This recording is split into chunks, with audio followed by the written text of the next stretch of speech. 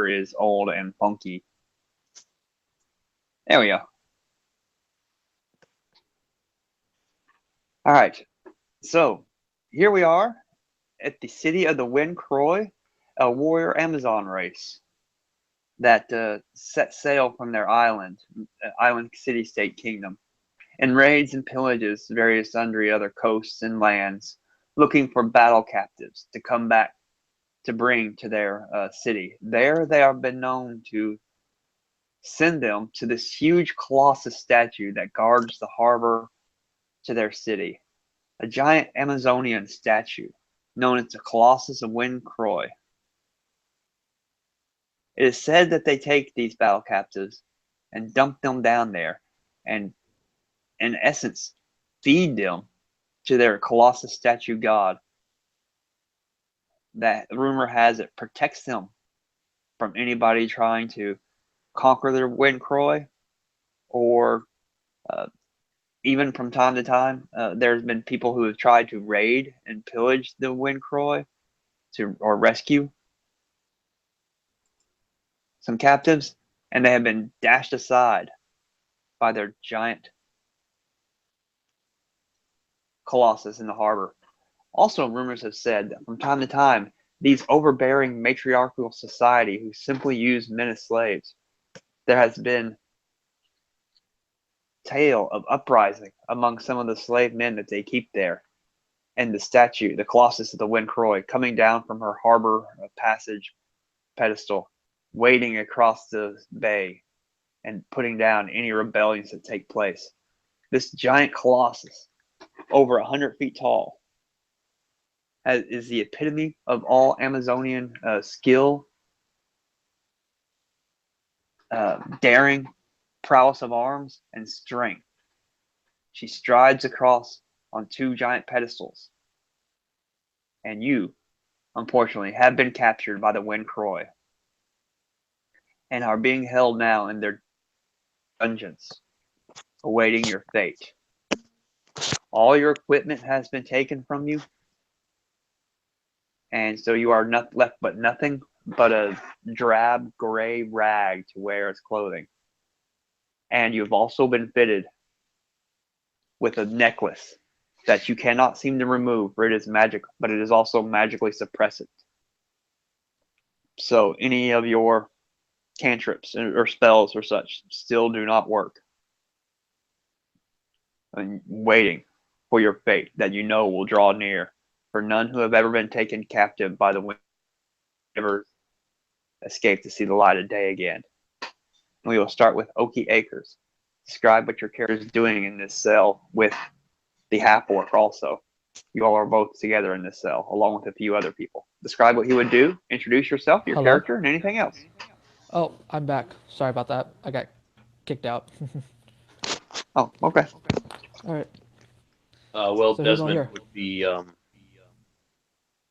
uh, trying to learn whatever he can about his surroundings. Wait, I'm lost. I got kicked out of the call for a little bit. I just now Okay, got back. okay. I'm just allowing Oki to explain what his character is doing to introduce his character and himself as you Okay. all are lounging in the cell along with several other captives. Okay. It's dark, dank, musty smelling with simply the iron grate. Oh, sounds lovely. Mm. Okay. So we don't have any of our equipment with us? Negative, nothing but a gray robe and a choke type collar necklace that has been placed on you that would suppress any magical abilities that you might have, which you don't. But Okay. All right. Yeah, other than um, he'd definitely be checking out his surroundings, and he'd probably scrawl like a magic circle in the floor Um, where he'd sit in. Gortak will ignore his own discomfort with the collar. He'll tug on it a little bit, but he'll ignore most of it, and he'll be looking to the others, making sure that everyone even though their circumstances are generally okay, like not extremely wounded or badly harmed. Okay. Um, a few people will look around gingerly at each other, and they'll be like, "Oh, well, is this your first time here as a captain of the Rin Koi also?" One elderly man will say to you all as he looks up from the dusty floor, or just spitting out a piece of moldy bread that they have given him to eat. Do you have many return customers? That was a joke. No, no, no, because, uh, well, this is my first time here also, but you've heard the tales of the Wind Croy, right? Those fiendish bitches who come and it's so unnatural. What is their deal?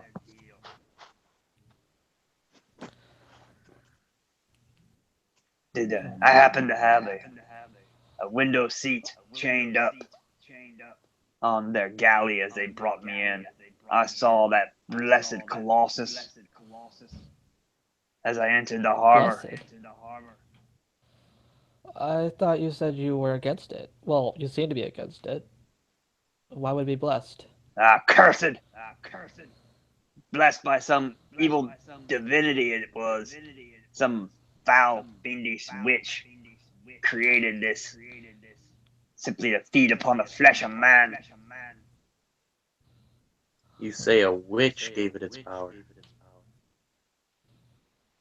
Well, what else could it be?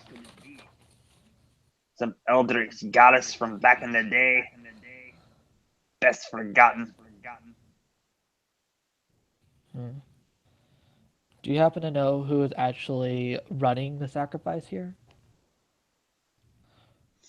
Now that would be the queen, Diane, I believe is her name.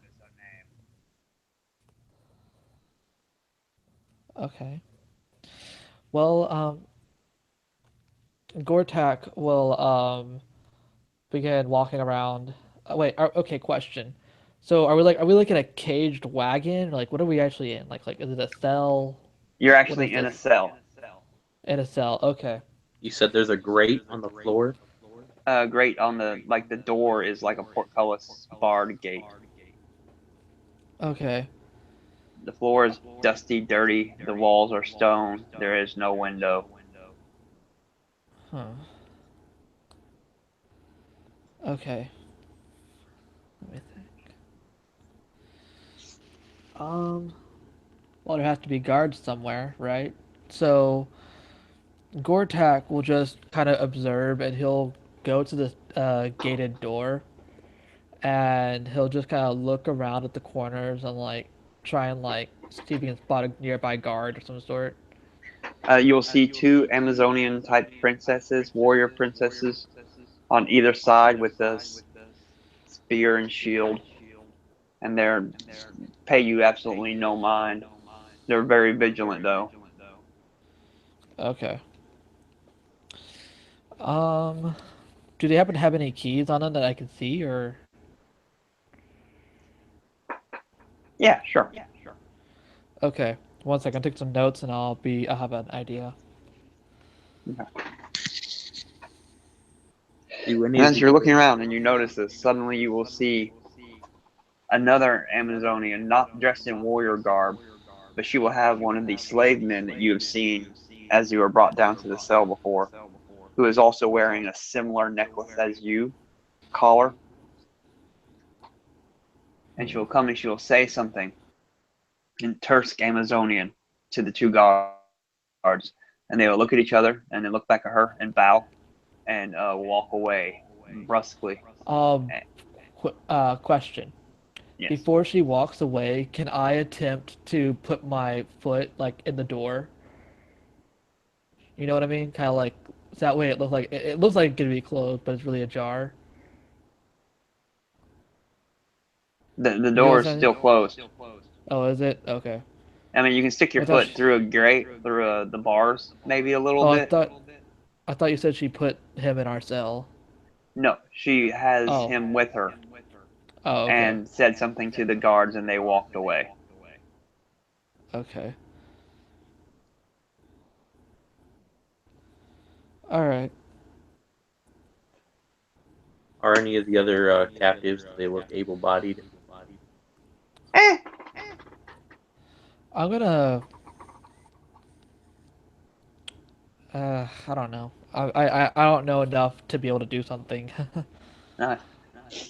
uh, she will come and stand straight into the gate across the portcullis, along with her male slave. You can see this is not necessarily, she's not wearing armor or anything. She's just a silken type. You can see what I'm going for here, right? Yeah. On the male, and that's what she's dressed in, and she will just look around nervously for a minute until the telltale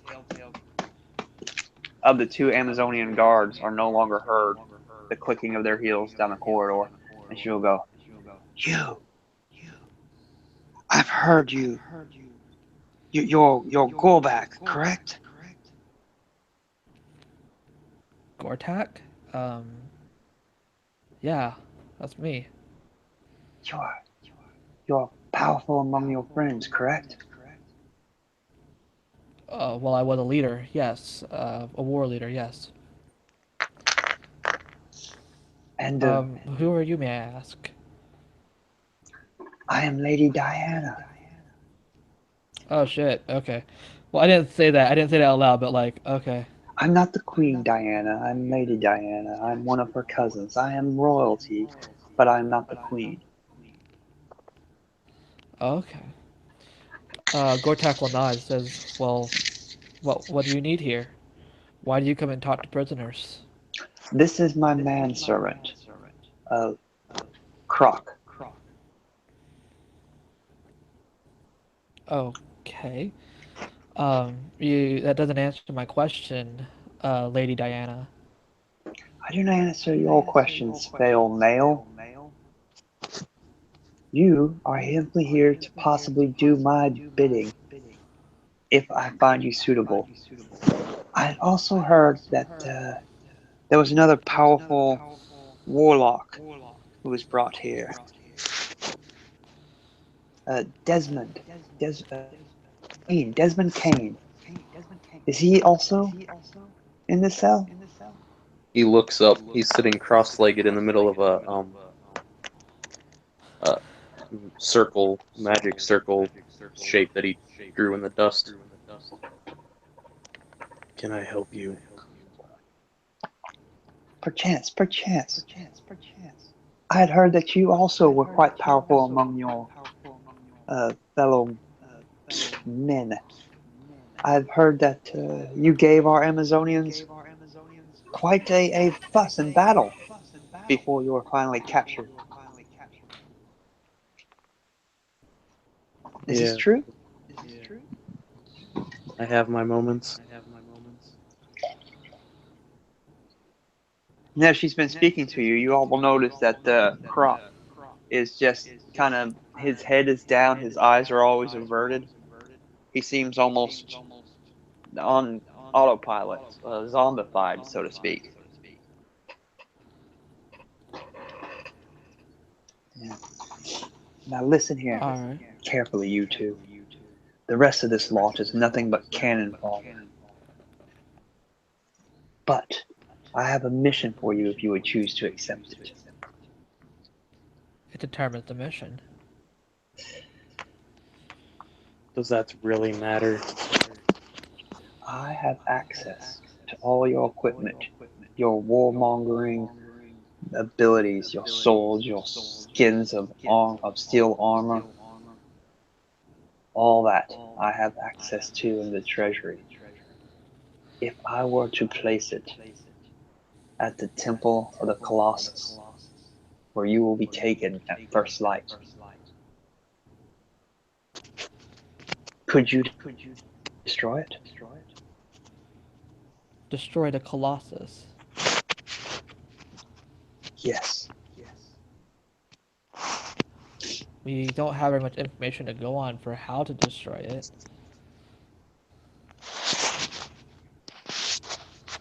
Well, you see, she's quite powerful. I've seen the Colossus move and destroy whole ships, beat down men 10 times your size. But you all are supposedly strong, powerful men, worth 10 of those other putrid mutts that lap at our heels. Why do you want the Why do you want the Colossus destroyed? Isn't it like a religious symbol for yourself?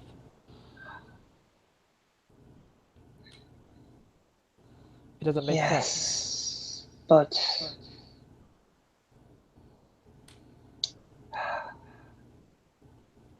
do you see my manservant here, Kroy? Of course. Look, gaze upon him. And she will sit there and she'll turn and look at Kruk and kind of put her arms up like that and be like, Kruk, stand up straight. Now, flex and everything.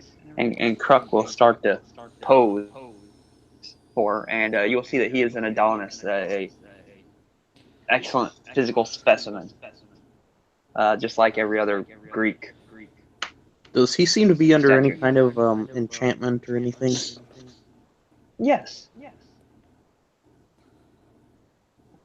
Hmm. you see here, this Kruk is a magnificent specimen.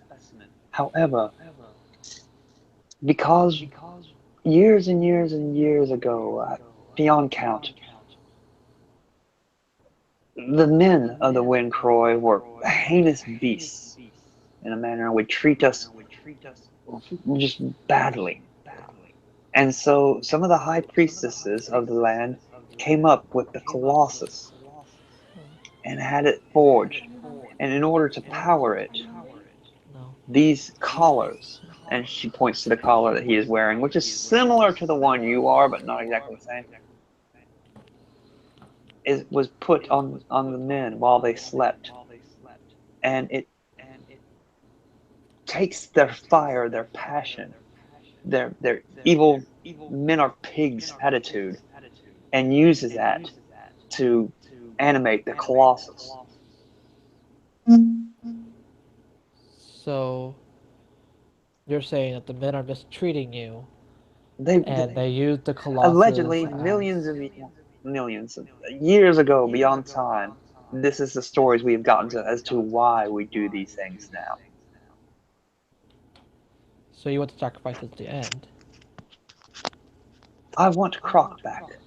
At one point in time, had to set sail on a battle captain, and we were cast off from the ship, and the storm came about. Next thing you know, we were leagues away from the Colossus in our homeland. In which case, we were so far away that the magic of the collar ceased to function, and I saw Croc for what he was, a passionate man, a man of great resolve and brilliance, and I fell in love with it. But now that we are back here, he is nothing but putty, despicable like all the others here. All right. Gortak will nod and say, "I understand what it's like to have a loved one suffer like this. We will see what we can do. If you can get our weapons out there, our equipment, oh, we're ready. Well, I'll be ready. I can't really speak for my friend here. Now, they say that in the lower levels of the temple that the Colossus rests in is where the ancients' rites and sacrifices were actually made, and that is where the connection is held. If instead of simply by force of arms defeating the Colossus, someone of such arcane talents as you, there, Desmond Kane, could possibly understand the arcane magic associated with this and sever the link. Severing the link would take the Colossus away from her animated power that she derives from the passion and the will of all the men of the Wind Kroy that she saps from them through these collars. Okay, so let me get this straight. You want us to wait to be sacrificed. Our equipment will be there, and we will use our equipment and our abilities here to end the sacrifice and end the chain, thus defeating the Colossus. Well, unfortunately, that is a side effect. We cannot maintain the magic that animates the Colossus and still have our men back as men instead of putty. Unfortunately, I am alone in this matter. Most of my other Amazons do not agree with me, but they have not seen what these men actually are away from here. It will be done. Gortak nods with a small smile.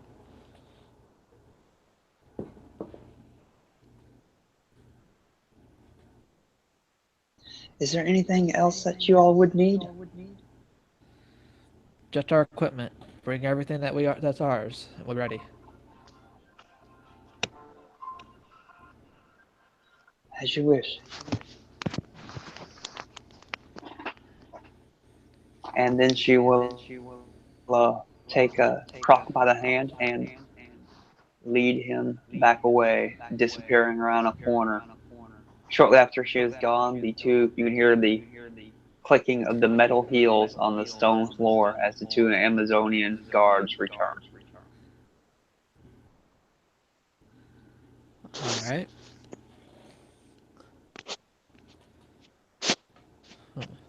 So we wait. So Gortak nods and pats him on the back. Yep, just a waiting game now.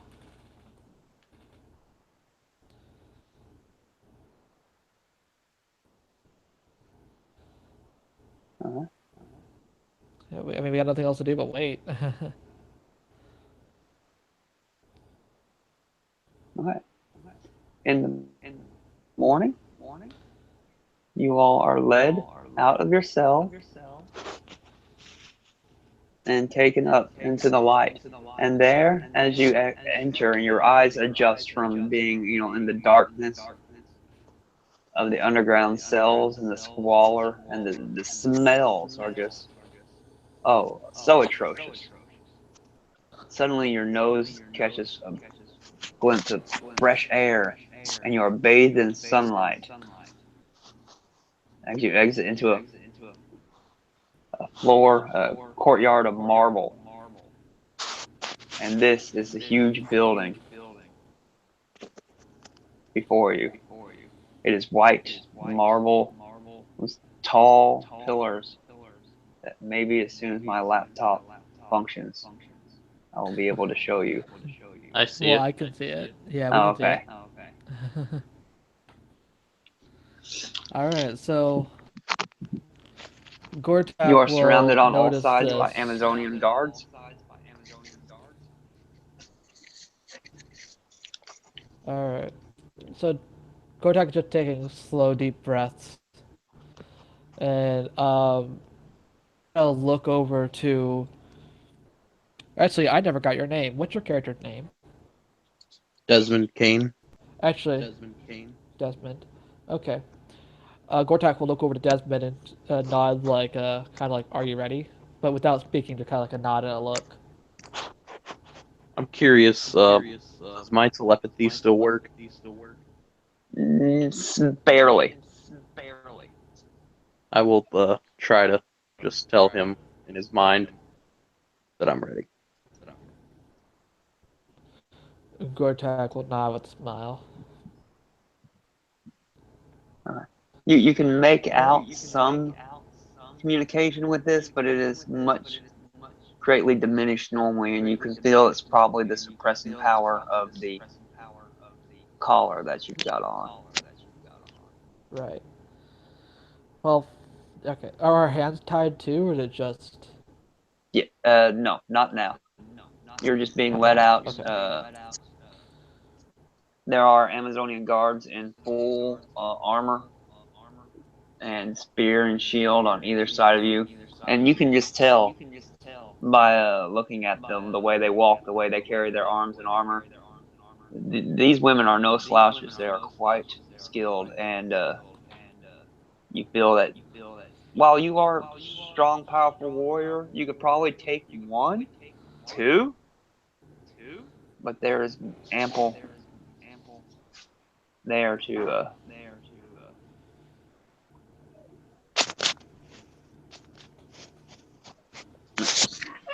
And then you are led into the building where there are Amazons all over the place. You two and the 4 or 5 other captives you were met with. Okay. And you're taken in, and there are Amazons everywhere, dressed in white robes and tunics and such like that. Some of them in full battle garb.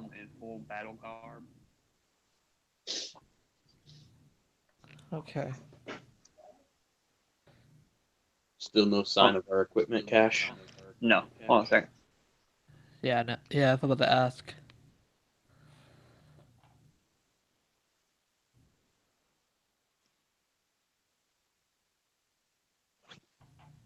Hello. Hello? And there, Queen Diana will be on the center thing. She'll be like, "You feeble men who have been captured by our noble Amazonian warriors of the wind Kroy. You have been found, measured, and weighed, and found wanting to the noble wind Kroy. You are unworthy of mating. You shall be cast off now, and you will be taken to the Colossus, there to be thrown into the basement of there and devoured. May your flesh and blood fuel the magic of the Colossus for yet another year. Do any of you have any last words before you board the ferry and are taken over to the Colossus?" And even though I'm doing this in a form of she's female. Right. Let me think. Do I have any last words? Uh, Gortak just kind of smiles and says, "Well, I guess it was nice knowing you. You're not Your for mating. Colossus is You're not my dead. type." How about dinner?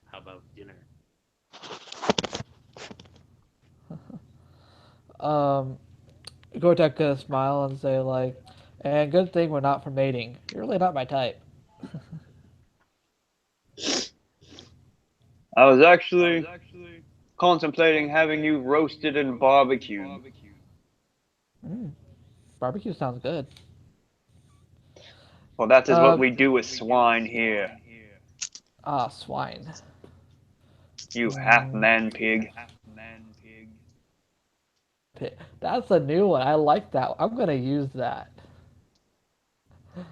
Oh gosh. And Gortak's gonna like smile and wink, and um, he's just gonna like kind of stretch and flex his muscles a little bit. Even though he's a good guy, he's really a show off sometimes. Hmm. Yes. Anybody else have any last words? Um, I'm good. Gods, take them away.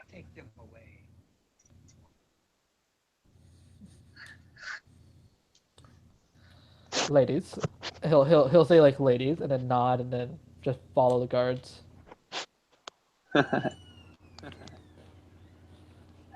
And then you will all be led back out, back into the stunning, brilliant sunlight to the marble courtyard and down into the docks. There you will board upon a ferry. But as you make it to the docks, you can see off into the distance the monstrous Colossus striding 2 major pillars.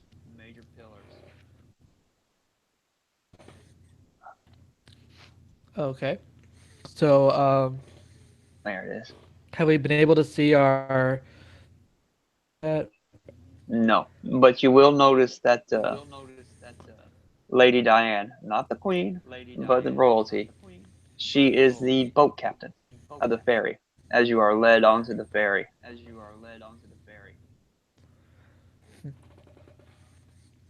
Gortak will subtly nod to her. That way, no one else will notice.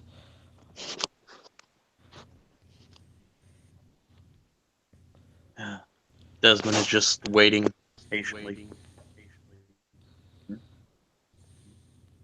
So we're not chained, are we? No, Okay. Well, Gortak hates sitting still, so he could just start doing some push-ups, one of the Amazons doing will some kick stretches. you. If you're into that kind of thing. I mean, she'll kick you hard. You'll like knock your hand off or something. So as you're doing your push-ups, suddenly one arm gives way as it's knocked out from under you, collapse to the ground. Wait, can I full strength to see if I can do a push-up with one hand? That way, like, if she kicks my hand out, I just keep going with one hand. Sure. Okay, what am I rolling for? Like, what am I rolling Strength exactly? athletics.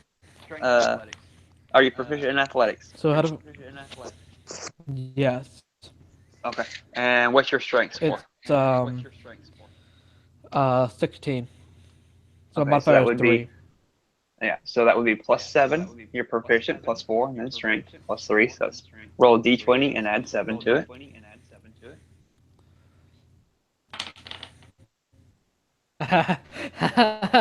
I rolled a 3. And Okay. And she's knocking you to the ground, so I want to roll her a strength athletics opposed check. Ooh, yeah, you are knocked to the ground. You are, and she kicks you and knocks your arm off. You fall to the ground, chipping one of your tusks onto the floor of the oh, ferry as it's starting to take off, and she'll spit upon you. You're like, you foul man pig! How so dare how you much try damage? to exercise? Bow, lay there and grovel before I'm just, the I'm just might of gonna. the Colossus. Look at it, look at it. And she reaches down and pulls your hair and pulls your head up as you're lying there on the ground, just so you can see over it the might. My response to this will be, if you liked it rough, all you gotta do is say so.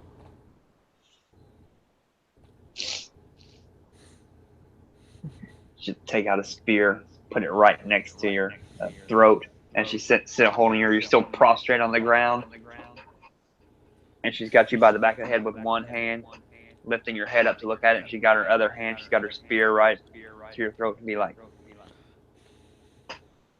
the only rough I like is the sound of this spear as it comes out of your flesh But and the you won't do gurgling of the that. blood. But you won't do that because you need me for a sacrifice. It'd be really hard to explain to your Queen Diana that you actually they killed one of the sacrifices before it was there to be sacrificed. Would it now? And as she I does, would she think drops you so. and throws you back on the ground and removes the spear. And then just as you start to look around, you see her spear another one of the sacrifices that is on the ferry, and lift him up and sling him. The spear goes into his gullet, and she lifts him up over the head and slings him out into the water. Well, shit, we already lost one man. Okay, Agortak will stand and say, ah. And while he is kind of saddened by this, because, he's chaotic good, he's gonna try and stay strong and he's gonna be like, well, nice to see that you're quick to judgment. And as I walk by, while I walk back to Damien, I'm gonna say, she's the first to die. Like, very quietly. The several of the men of the Wind Croy with the same collars on as the other ones will be rowing this boat. They will be very sheepish about their movements. Just, uh, uh, All right. uh, and Kronk will be one of the leaders of this group. The be rowing. He's the biggest, strongest of the group.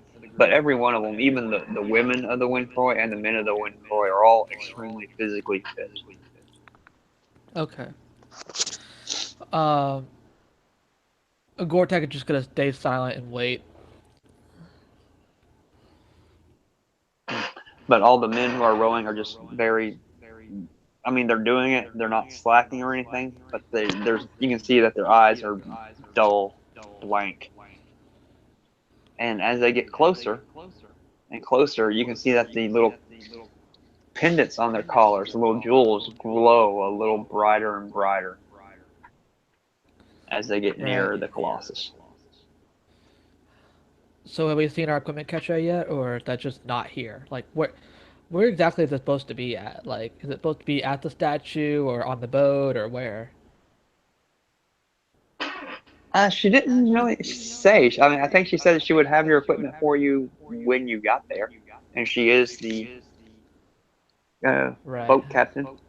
All right. I'm gonna give a very serious look to Lady Diana, and be like, it's a look of saying, "You better not be fucking with us," you know? You can see her nervously look at you and then back at the other Amazonians because there's quite a few guards on here. Right.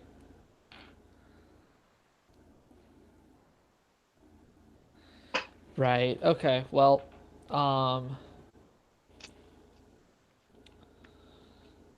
Gortak's just gonna have to wait and be patient. Uh, right. And slowly, eventually,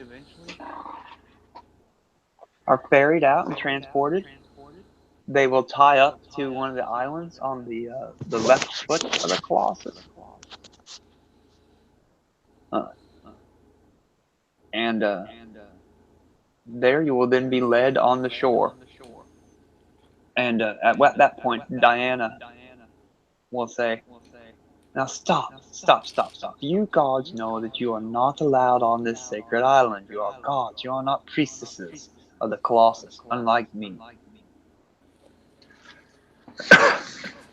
Right on. Okay. So Gortak will just nod and follow. And then she will take a Kronk with her and be like, "Even though he is nothing but a slave, he is obviously physically impressive. And all the any of you stupid slave men who raise a hand to me as I lead you down into the Colossus will know that anything you do to me, the Colossus will squish you like bugs. Do you understand?" Uh, Gortak will nod, smiling softly. And one of the Amazonian guards will be like, "Yes, Lady Diane, forgive us, but you know how much we like going up to the Colossus. But yes, you are a priest. We are but simple soldiers, warriors."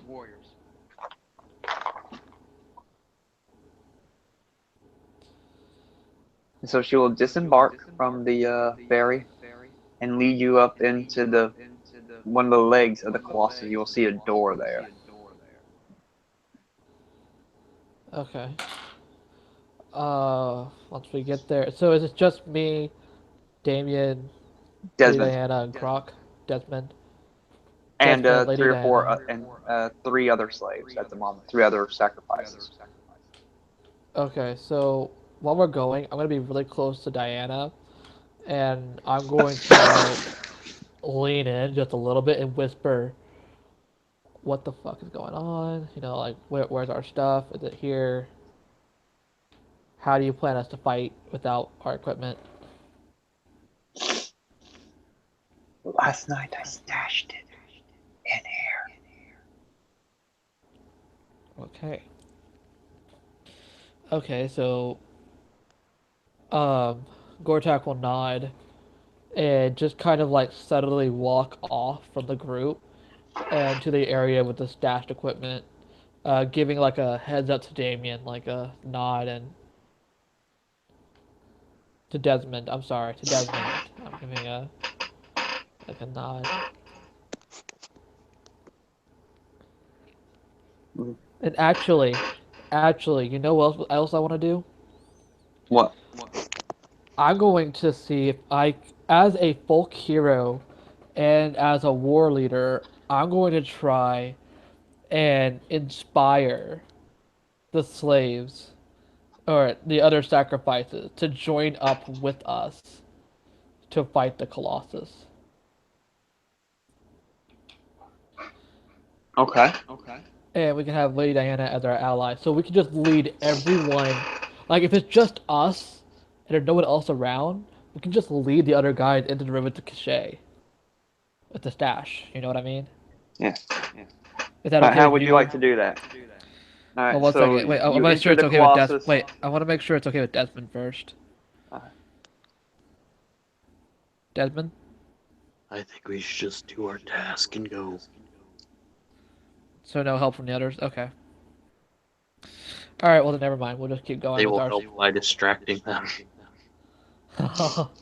Oh gosh. Gortak is not okay with this, but he understands and he says, I guess it's for a greater cause.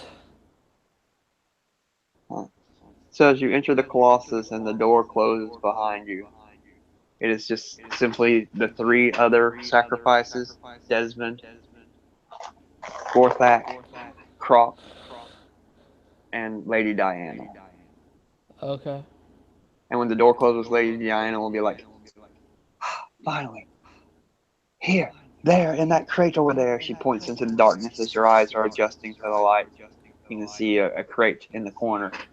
There's your equipment. You, all of you. Yes, this is your chance to fight. So Gortak gonna nod and he's gonna go over there and grab his equipment and he's also going to ask Diana if she has a way of getting these chokers off. Yes. For you slaves, I have a key. But well, for the sacrifices, I have keys for those because I'm supposed to return those for later. But for Croc, I do not. Right. Those are permanently bound in. They cannot be removed. Hmm. Now for you here, yes, Okay. and she'll take out a golden key and start unlocking all of them on your. Um, So yes, your Desmond, magic flows through you, Desmond. do you happen to have a He allows the magical energy to Desmond just question? wash through him. All right. Uh, Uh, Desmond, do you happen to have any spells that happen to freeze things? That do what? That freezes things? Any magic that will freeze anything? No. Okay, well never mind. I'm gonna try see if I could like see if you could like freeze his collar, and I could try and break it because it's ice now, and you know what I mean.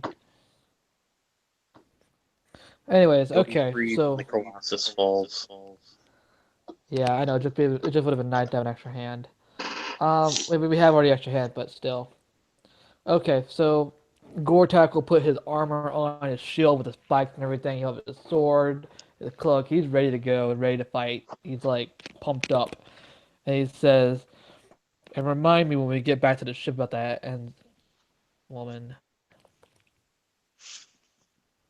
He Desmond takes his time getting his gear on and seems to take a moment to enjoy putting his hat back on.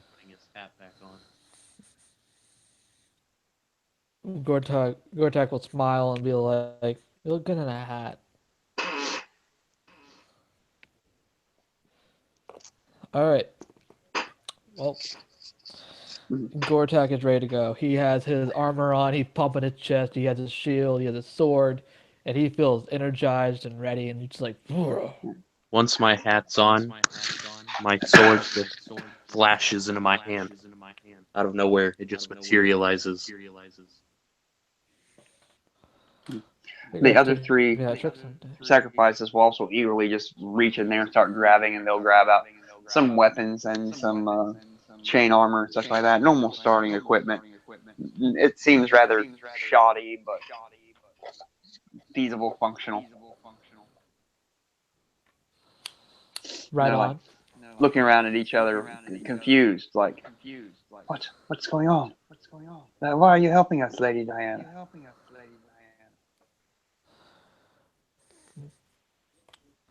Okay. Well, Gortak will begin to try, and he'll kind of come forward and says, "Does it matter why?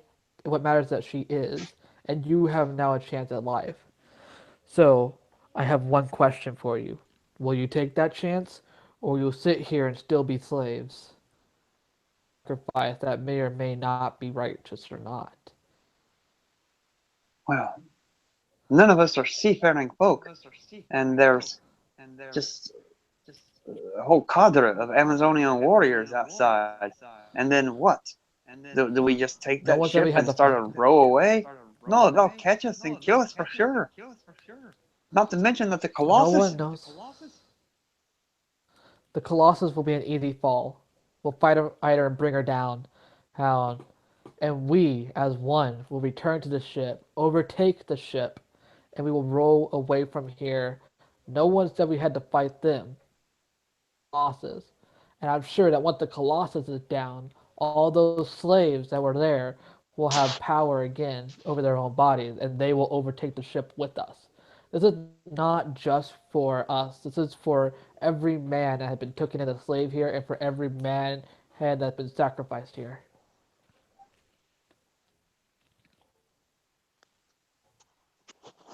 The call. Lady Deanna, where can we find that lower chamber?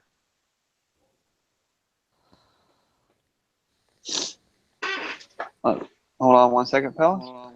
Nicholas Bastion just.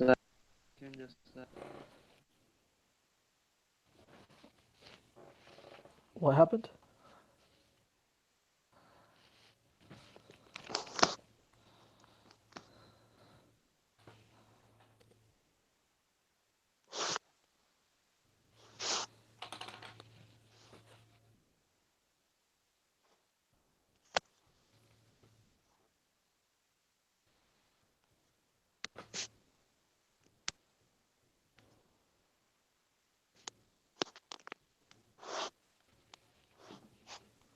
Okay, Nicholas Bastion, the other guy who posted a character. Is he coming Uh, in? yeah, he's coming. He's going to be All one right. of the other sacrifices. All right. Well, if he's gonna come in, then while we're waiting on him, I'm gonna something to eat. Okay. Okay, just be a minute. Oh, okay. But yeah, if everybody would like to take a 5 minute break, Okie, go ahead and get some water or whatever. All right. I'm gonna go get some dinner. Be right back.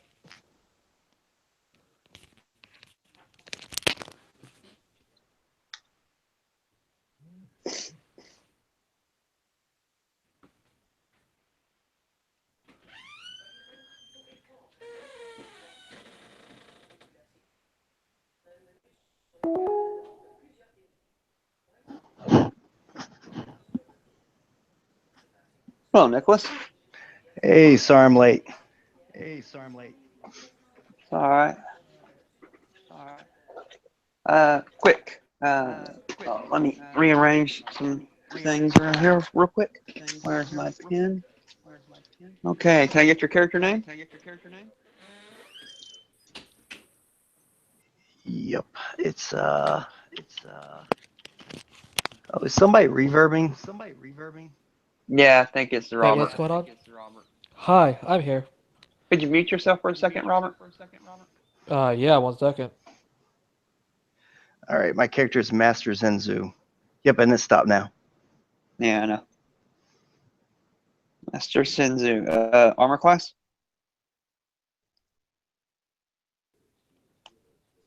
What's your armor class? Hold on 1 second. Pulling it up right now.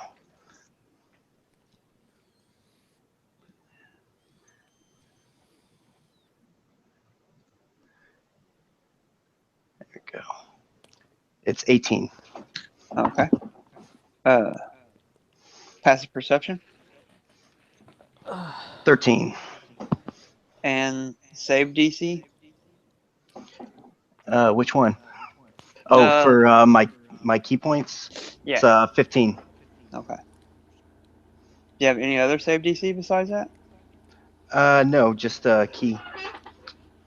Unless you need my saving throws. No.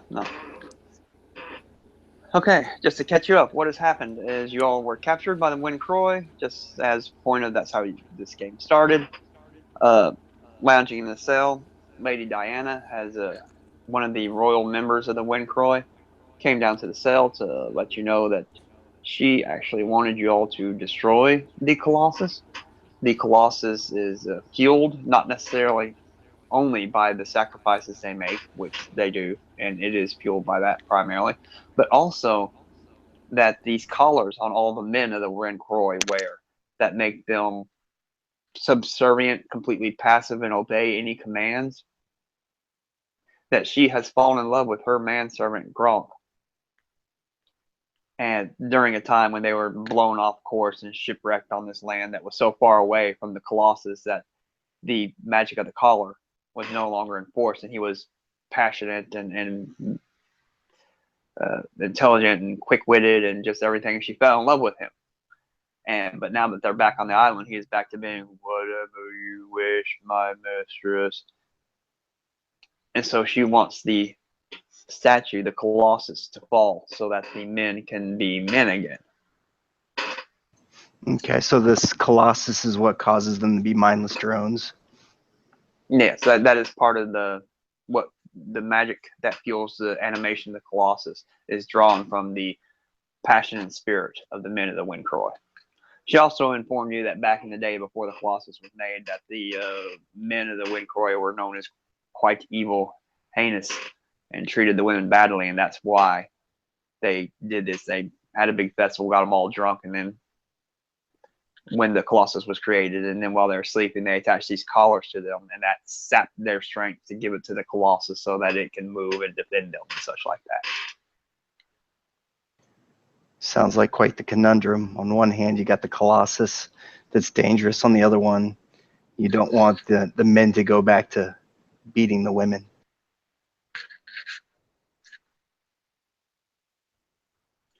And so y'all had just entered and had gotten your equipment back from Lady Diana.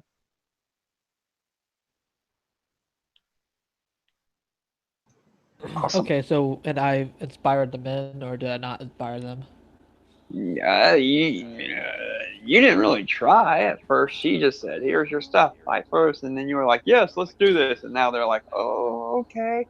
The other combatants are like, "I don't know what to do." I mean, there's the Wind Croy are fierce. They're outside. We'll never get away from this land. They're kind of eh. At the same time, they're not really looking forward into whatever sacrifice is planned for them. And like, what else are we going to do? Jump into the wood chipper? Where's the secret chamber that you mentioned, Lady Diana? It is down here, down the steps into the very heart of the island. When they created the Colossus, this is where they held their rights, or according to legend, this is what happened. Hmm. Okay, well, once we get to this chamber, what all do we see when we're in there? Oh, okay. As you enter the Oh, wait, chamber, you what? will see a statue of the Colossus, but I mean it's still quite large, but it is not Colossus sized. It is about 10 to 12 feet tall, looking like that. But in the center Okay. of it, stop, minimize, search for the next picture. In the center of the floor is this blue swirling mystical symbols. And you can tell as she's down there with the Crunk, the jewel in his collar is sinking in real well, and he seems to barely be able to move. Huh. Okay. So I guess we have to destroy the link. So we raise massive statues. Um, can I make a Desmond. Arcana check? Yes, that's exactly what I was about to ask.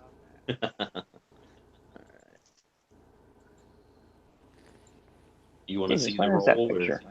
Not particularly. You can just tell it to me. All right. Where the is this picture? 15 on the die. There it is. 15 and 6 is 21. Oh, you can definitely tell that this symbol is meant to channel energy from one area into the center of this and focused into the statue and everything around. So destroy the statue wouldn't do us any good. We have to destroy the circle. Well, I mean, if it doesn't have anywhere to focus the energy to, then it's kind of like a circuit breaker. You break one thing in the chain of circuits, and the whole thing falls apart. Do I know if Okay. dispel magic could break this link? Nothing as mundane as that. With a 21, you do feel that you can do it. You'd have to spend a few rounds. It would take some time, but that you feel that you could disrupt several of the circles in here, and that would disrupt the entire flow. AKA, what I'm telling you is it would be a series of skill challenges. Oh, okay. You know, you want 3 makes before 3 successes. I mean, 3 successes before 3 fails. Okay. I'll need some time with And this. if he fails, You guys should guard the entrances to this room.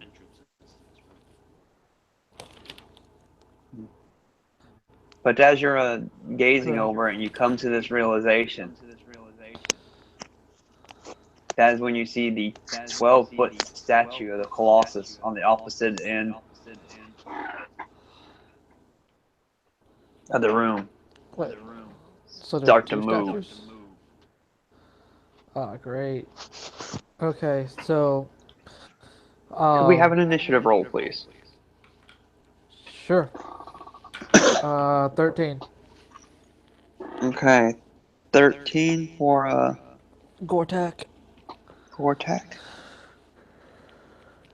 17. 17 for Desmond, 19 for Master Zenzu. Master Senzu.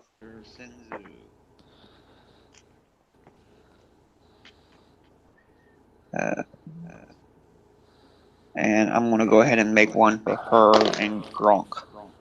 Wow. Master Senzu, what would you like to do? So how far away is this? It would be on the other side of the room. It's a circular room, about 30-foot total diameter. So depending upon how far into the room you would want to be, the arcane symbols are in the middle 15 feet, the center of it. So you got 15 feet still on either side around it. All right. So I'm going to want to stay as far on the back side of the room for now as possible. Okay. And I'm going to use my Gong of the Summit, casting Shatter with 3 of my key points. Okay. So I see a Constitution saving throw, DC 15. So this is a spell. So this is a. All right. So he makes it. What happens? Let's see. We got 3d8 thunder damage. So half of that, and Oh, if he's made of inorganic material, it has disadvantage on the saving throw. Mm, does it say inorganic or does it say objects? It says a creature made of inorganic material such as stone, crystal, or metal has disadvantage on the saving throw. I'm just going to roll another saving throw then. He has advantage on saving throws, so I rolled twice. I can't remember which one I got for the first one, so I'm just going to roll one at single. The disadvantage and advantage cancel out. Yep. And that would be a fail, Okay, I so think. Oh, let me check. What's his con? That's a low number. Yep, that's a fail. So all right, so that's 15 points of damage, which is thunder damage, Thunder. and that's it.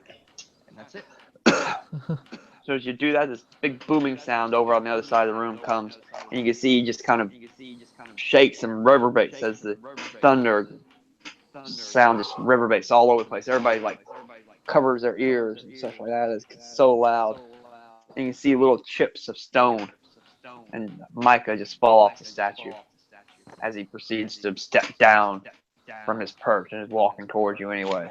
Next up will be Desmond. Okay. He is going to trust in the other guys and try to begin breaking this link. Okay, give me an Arcana check. 18. 12 plus 6. Huh? Die roll 12 plus 6 is an 18. Oh, it's so close, but not quite. Not quite. As you're sitting there, like, oh no, that's just strengthening it. That is one to the fail. Oh no. all right. Next up will be Gortak. Sweet. Okay, so Gortat, being the brute that he is, he's going to make sure that his shield is tight on his arm. He's going to pull out his long sword. He could have straight up just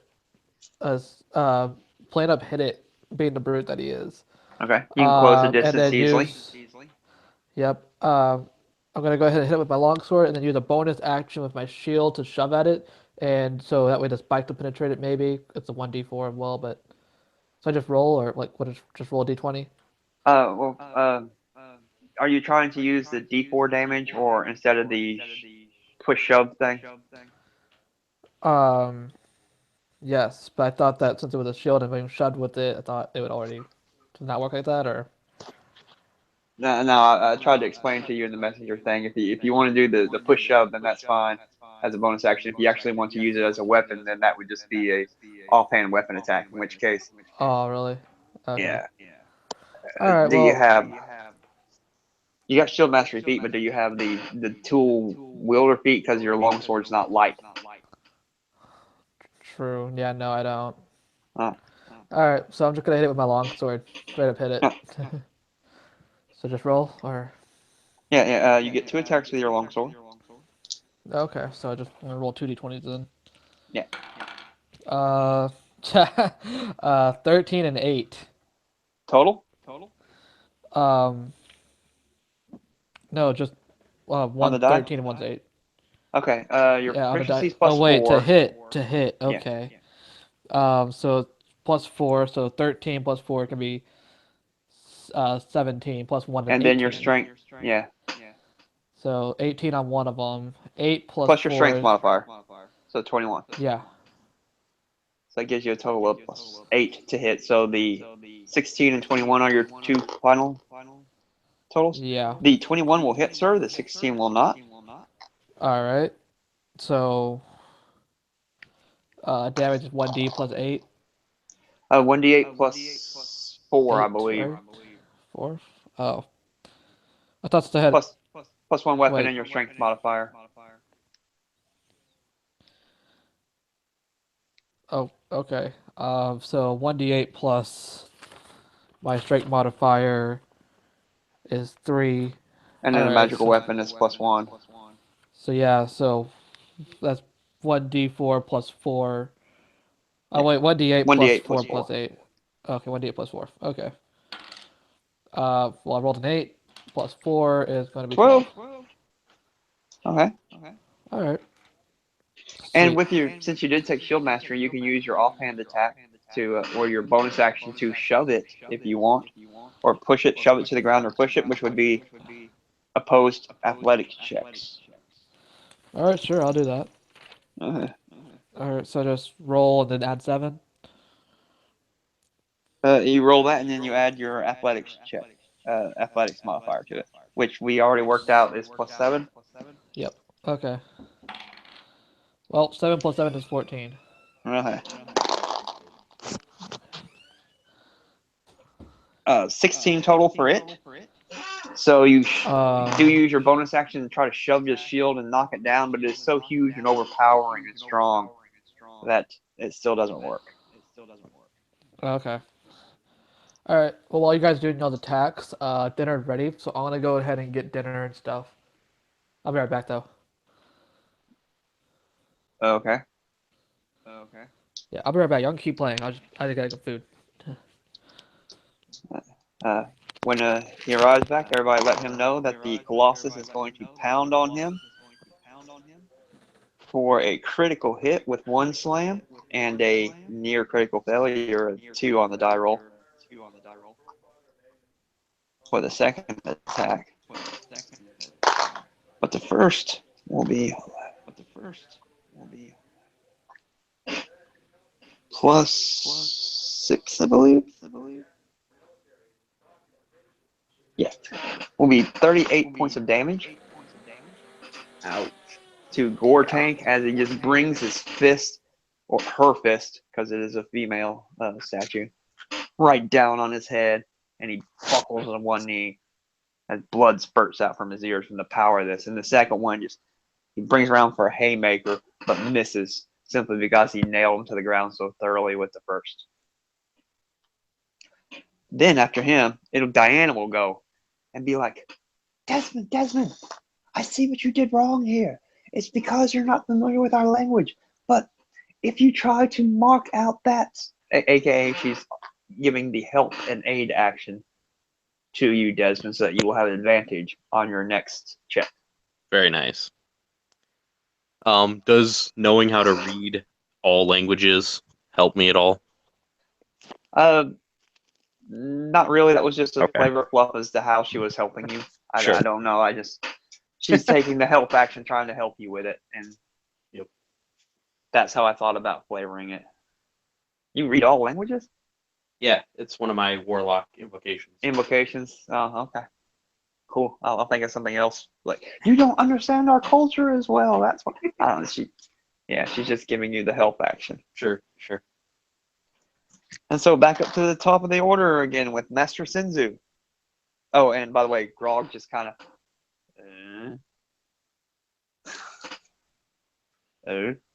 Okay. So do I have enough movement to see You're how? a monk, yes. So, yep. I want to try to flank. Go around the Okay. backside. Just FYI, I don't do flanking. Okay. If you're a rogue, you would get your sneak attack, but that's it. All right. Well, just for flavor, then I'll try to fair enough. skirt around to the back, and then I will take 2 attacks with my +1 longsword or short sword. Sorry. Okay. So first one is 17 on the die, so 27 to hit. Yeah, that'll hit. For 10 points of piercing damage. Okay. I'm back. Second one is a 19 on the die, so 29. Yeah, that'll also hit. And that's 11 piercing damage. And just to be fair, I'm going to switch to another die because this one seems to be coming up good. I'm going to use my bonus action for an unarmed strike. Okay, Tubby Smith. So that's 14 on the die. So 23. Yeah, that'll hit. And What is this guy's armor class anyway? I keep forgetting. Yeah, I'm back. Okay. and You took that's 38 points of damage. From one blow. Oh, wait. I got hit. A Yes. critical hit. Well, shit. Okay. How much did they hit for? 38. Oh shit. Okay. Well, I still have a lot more health left, so Yeah. You're not dead yet. nope. But that hurt. Okay, so 38, 85 minus 38 is gonna be something like 52. All right. At least you got a lot of hit points. But that last unarmed strike was 10 points of bludgeoning damage. Okay. And your strikes 2 count as magical, correct? That is correct. Wait, Yeah. if it was bludgeon, well, shit, I wasn't here, so I'm not gonna say anything then. Never mind. Okay. Anything else for you, Master Sinzu? Nope, that's it. Okay. Desmond. All right, on with the Arcana. Yeah, you have advantage. Right on. Okay. First die came up an 18. The second die came up an 11. So 18 and 6 is 24. The outer ring suddenly stops glowing blue. 1 and 1. 1 to the good, 1 to the mate. 1 to the bad. Beautiful. All right. Anything else for you there, Desmond? Am I able to do anything else? I mean, I don't know. Shout out anything. I don't know. A bonus action. That was your action. So. No, that's it. Okay. Gortak. Your turn. Here, You're yes. bleeding out your ears. My God, this hurts. Well, not saying that, but like, oh, you know. However, I have a question. Since I'm a shield mastery Mhm. and a heavy armor mastery, it says that Oh, you bludgeoning took damage 3 is off like that damage minus. then. Yeah. You only took All 35 right. instead of 38. Okay, so all right, so I'm at 55 health. And my shield mastery, it says something like a dexterity check. If I'm doing that to take half damage, it only takes no damage at all. Yeah, it So was it wasn't a like a dexterity dexterity check. It check was a there? punch to the face. Oh, okay. Oh well, shit, that hurts. Hi. By a Talk 12 about in your foot face tall there. Okay. statue. Yes. All right. Well, shit. All right. So Gortek gonna be like pissed off because he's already had one tusk chipped. Now his nose is probably broken. His ears hurt. So he's pissed off now, and he's gonna go over there and he's gonna attack, and he's gonna bring his mighty sword and he's gonna swing at him. Swing 1, 13, plus the 8 is going to be 21. So That'll hit. and my second hit is an 8 plus 8 is 16. Not gonna hit. That is not going to hit. Okay. All right. So for my one that did it, I'm gonna roll 7 plus 4 is going to be 11 damage. And as a bonus action, I'm going to shove it with my shield. Okie dokie. Strength athletics check. All right, and that's going to be plus 7. Oh shoot, dropped it. Okay, 12 plus 7. That's gonna be 19. Shove him to the ground. Or you knock him 10 feet. Your All choice. right, fuck you.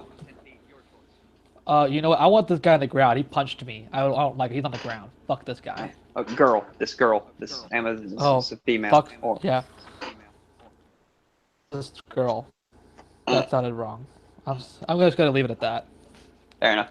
All right, so as you take your shield, as you're wailing away at him with the sword and connecting fine once, stabbing it into the stone of its body and knocking a little bit of her flesh, her stony flesh off. You then bring the shield down at her knees, and they buckle, and she collapses onto the ground beside you. Prone. Fuck yeah. Then it is her turn, and she will stand up.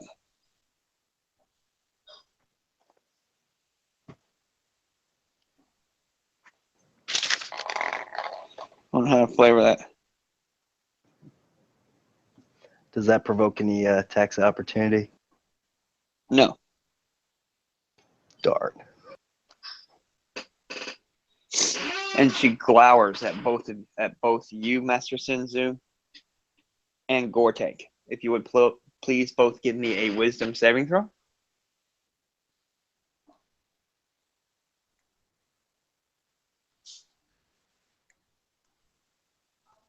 Ooh, not 20. 17 on the die plus 3, so 20. All right. I believe that means that nothing happens on a failed save, but it doesn't say anything makes it on a made save. Wahaha.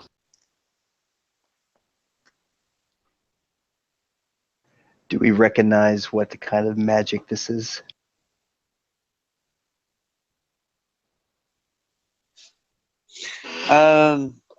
It's a slow. I don't know what that is. Transmutation, maybe? But neither of you all are arcane special. I don't know. Are you, Master Senzu? No, I got a Yeah. whopping +0 on my Arcana. Yeah, so no, y'all have no idea. She just glowered at you. The statue glowered at you for a minute, and you felt a little sheepish for a second, but I then will you shook it glare off. back. All right, and then it'll be Lady Diana's turn. Here, this is how you do it. Good job, but focus on this part of the sigil next. Desmond, aka help action to Desmond. Right on, right on, right on. Master Senzu.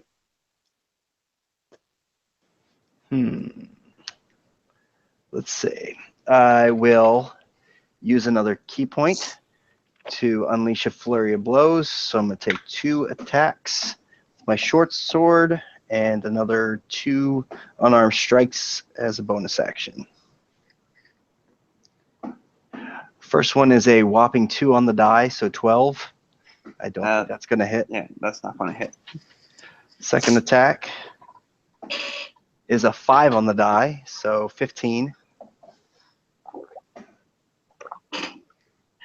Miss also. 15, you're plus 10 to hit? Yeah, Ah, that's with the 20 dex. yeah. All right, so first unarmed strike, which is +9, so 8 plus 9 is 17. Also miss. All right, last unarmed strike. A flurry of whiffs. Yes, 19 plus 9, 28. That misses too. I'm just fucking with you. You hit it.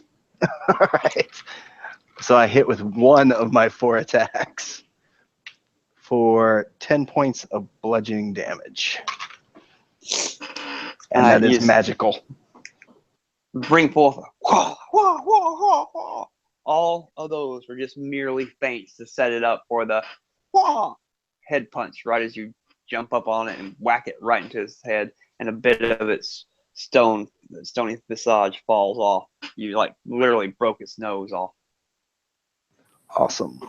All those misses were actually feints to get into that position. Desmond. All right. I will keep focusing on my task. You have advantage. Still Arcana. Yes. Okay, there's a 15 and 6 and an 8 and 6. All right, 15 and 6 is 21. There you go. 2 to the max. And suddenly you're like, this is starting to make sense to me. I can do it. And you go and you wave your hand over one of the sigils in a clockwise manner, and then suddenly switch to a clockwise manner. There's a big flash of blue light, and as the second ring of the light explodes and is no longer gone, there's now just a center glowing ring available, and you can see that Grok starting to look up a little bit. He's becoming awake and aware now that the sigil's being destroyed, and the statue's moving a little slower. Gortak. I'm right here. All right. So I'm gonna go ahead and I'm doing pretty good with this long sword, at least hitting once each time. So I'm gonna go ahead and swing again. Nothing more to do. May I suggest you use your bonus action first? You know, you're very smart. So I guess I'll just go ahead and show up with my shield and try and knock it down. Okay. So Her. that's her down. 12 plus 7 is gonna be 19. Oh, almost. Barely. You shove it right Okay. into her knees this time, and she buckles. But as she's buckling, she catches her hand on your shoulder. She got a total of 20. 14 plus 6. Oh man. And manages to So stay upright. did that hurt me? No. Oh, okay. Just descriptive All flavor right. of how you missed by 1, knocking her to the ground again. But if you did, then you Oh, would have okay. advantage on your attack rolls. So it's best to try to shove her first and then attack. Right. I'm sorry. I'm still trying to learn the 5e It's quite all right. mechanics and all that. All right. So, well, since I'm underneath here, she has her hand on me. I'm gonna try and slice out this wrist that's on me, trying to hold her up. Okay, okay. This wrist. So I'm gonna swing with both. Um, 15 8 is going to be 23. It's 9 going to be a plus hit. 8 is going to be 17. That's going to be a miss. Damn it. All right. Well, 1 and let's 1. roll damage. All right. Let's roll damage. So 1d8 plus 4. 5 plus 4 is 9. Did you say you rolled a 19 on the die? Oh, yeah. I had a 19 That's a and crit. a 23. Oh, yeah. What do you know? Didn't hit, though. Oh, it wasn't a 19 on the die roll? Okay, I thought. Never mind. No, it's 9. It's 9 plus the 8 makes it. It's 9 17. plus 8 makes it 17. And then 15 plus 8 makes it 23. So I didn't have a crit. No. Okay. And then I rolled damage. I rolled 5 plus 4 is going to be 9. Okie dokie doggy. As you run in, you slam right into the wrist where she's holding you, and chips of it fall off. And you can see that it's just hanging there, barely together. And she'll take that fist up and slam it on top of your head. Oh, yeah. That is Oh, 2 no. hits total. And the other fist will also Oh, come man. down and bring you right into your gullet. Where's my other D8? There it is. Well, nice For knowing you 18 guys. points of damage with the first one, subtract 3, so only 15. All right. And 22 for the second one, she slams into your ribs, so only 19. So 19 plus 15, that's going to be like 34. 34 minus 55. That's going to bring me down to 21. Oh, gosh. Okay. As your All right, ribs are next broke from round. one, and your head is now bleeding thoroughly, and it's almost stuck between where she chipped into where the wrist is to the hand. She's pummeling you. All Next right. up will be Lady Diana. You've almost got it, Desmond. You've almost got it. Here, make sure you use these final symbols. I think they're the key. Help action.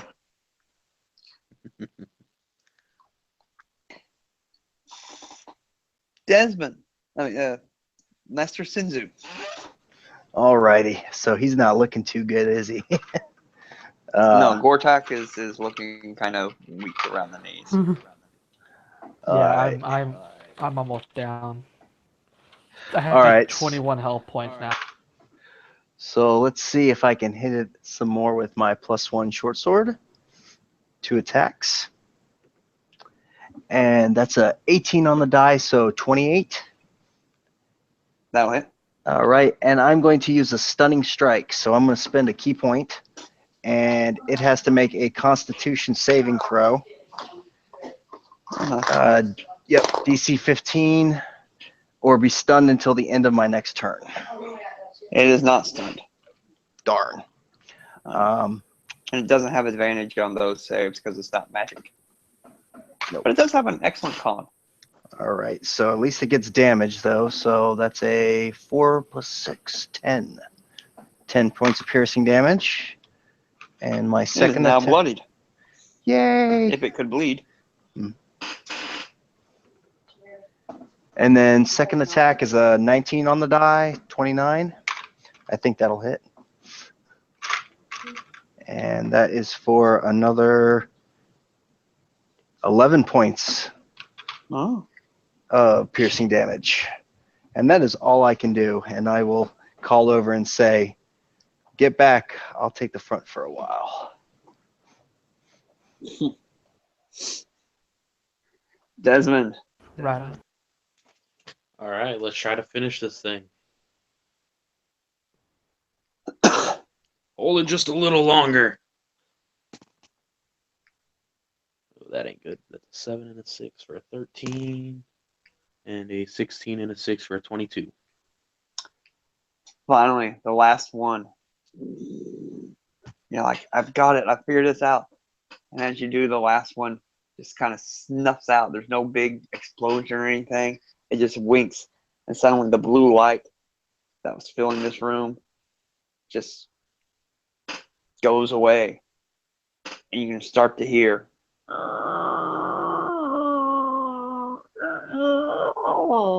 the sounds of creaking metal against concrete way above you. That don't sound good. Next up will be Gortak. So is this thing still fighting us, or?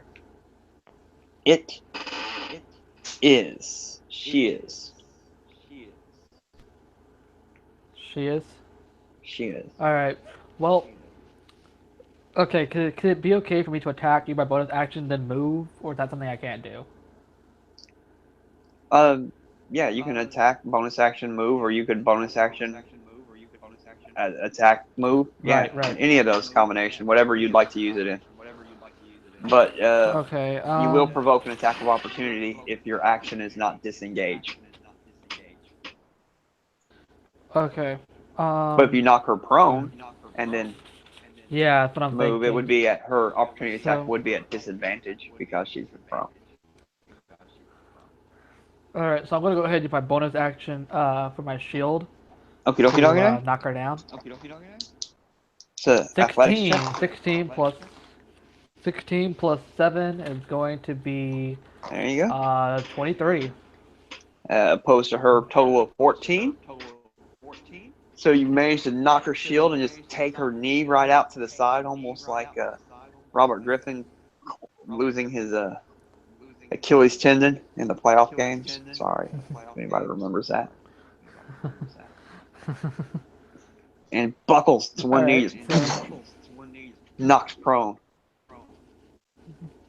Alright, and while she's down, I'm gonna go ahead and swing at her with my longsword.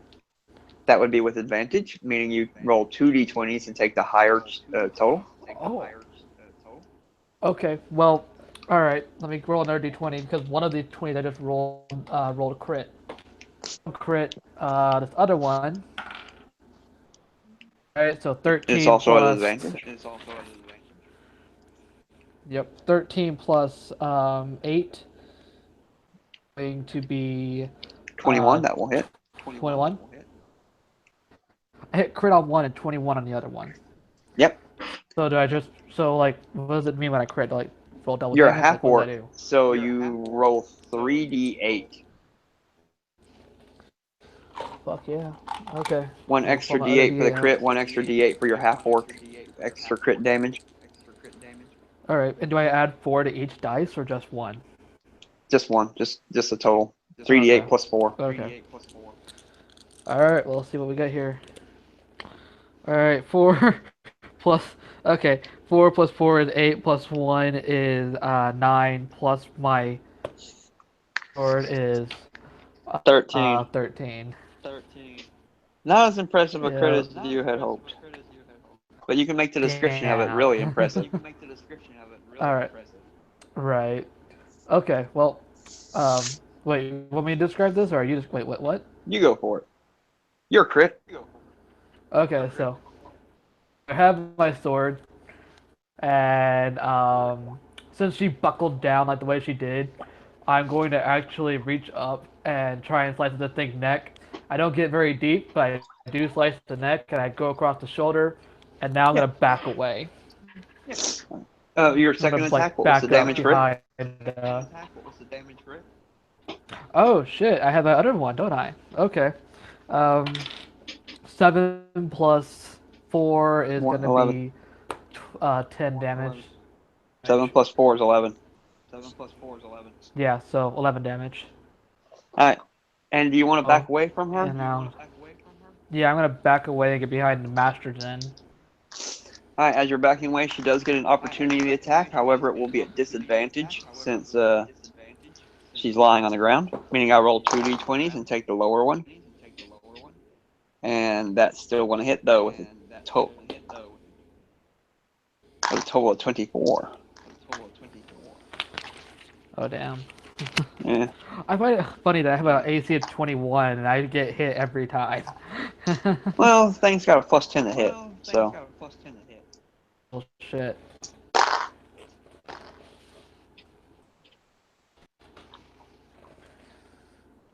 That would be 20 points of damage. 20? So you would, 20. yeah. So you will only take I'm at 17, one. though. Oh, okay. But say I only have 1 health point. 3. I have 3 health points. My God. Okay. It's a bad mamma jamma. And then it's its turn. I bet it's coming after me. She's going to stand up.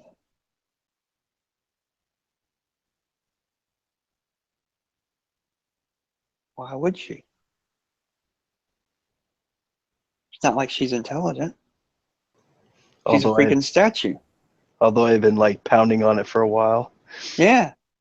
Why would she quit pounding on the thing she's pounding on until it's finished moving? Go ahead and make an opportunity Maybe. Oh gosh. attack, Master Senzu, What? as she leaves your reach to continue All beating right. on the foe she's been beating on. All right, a swipe with my +1 short sword is a whopping 7 on the die, so 17. Oh, a miss. As you swing and put it, but apparently you swung and swished it right through an area that had just been cleared out of concrete and marble by the crit from the other person, and so it just passes harmlessly through her. I look back and say, you should have run farther.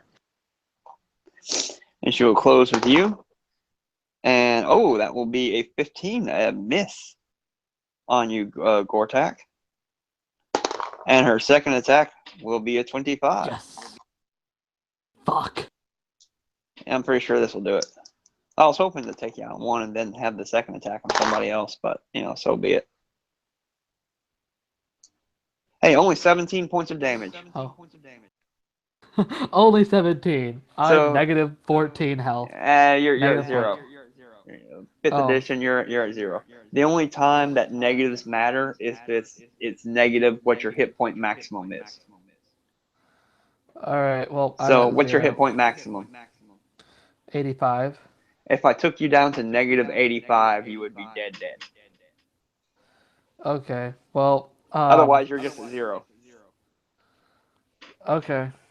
Alright, well, so Gortak is going to lean down on his sword and he's going to cry a little bit and think about his home village and remember the woman he saved back when he was 6. He can remember the village he saved in the war, all the survivors that he'd gone after, and it was all for nothing as he now sits here and drifts off. All right, that was its turn. Now it's her turn. Now, as you fall to the ground, next will be Lady Diana's turn, and she will look up and she'll hear all these noises, these straining noises of steel beams against concrete, and she's like, "You have done it! You have done it! The Colossus is failing and falling. We must flee here." And give me a perception check, Master Senzu and Desmond.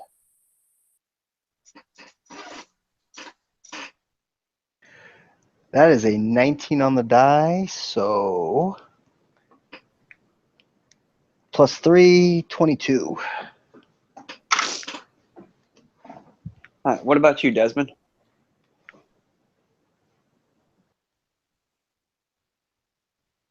Desmond. Oh, I'm sorry. I was muted. I was trying to say it, and I was wondering why you weren't hearing me. 17. Yeah, I feel you. I've done that a lot myself. All right, so both of you will notice that as she's saying this and she's looking around and she's about to make for the door herself, fearing for the safety of this environment now that she feels the Colossus is about to collapse, you can see behind her the you can hear the perceptible click as Grok's collar falls limply off his body and ting, ting, ting, ting, ting to the ground. And as you're noticing this, you will see that his eyes are now wild with rage. And his hair is starting to get a little longer, and his teeth are growing out into tusks. And you can hear his grunting go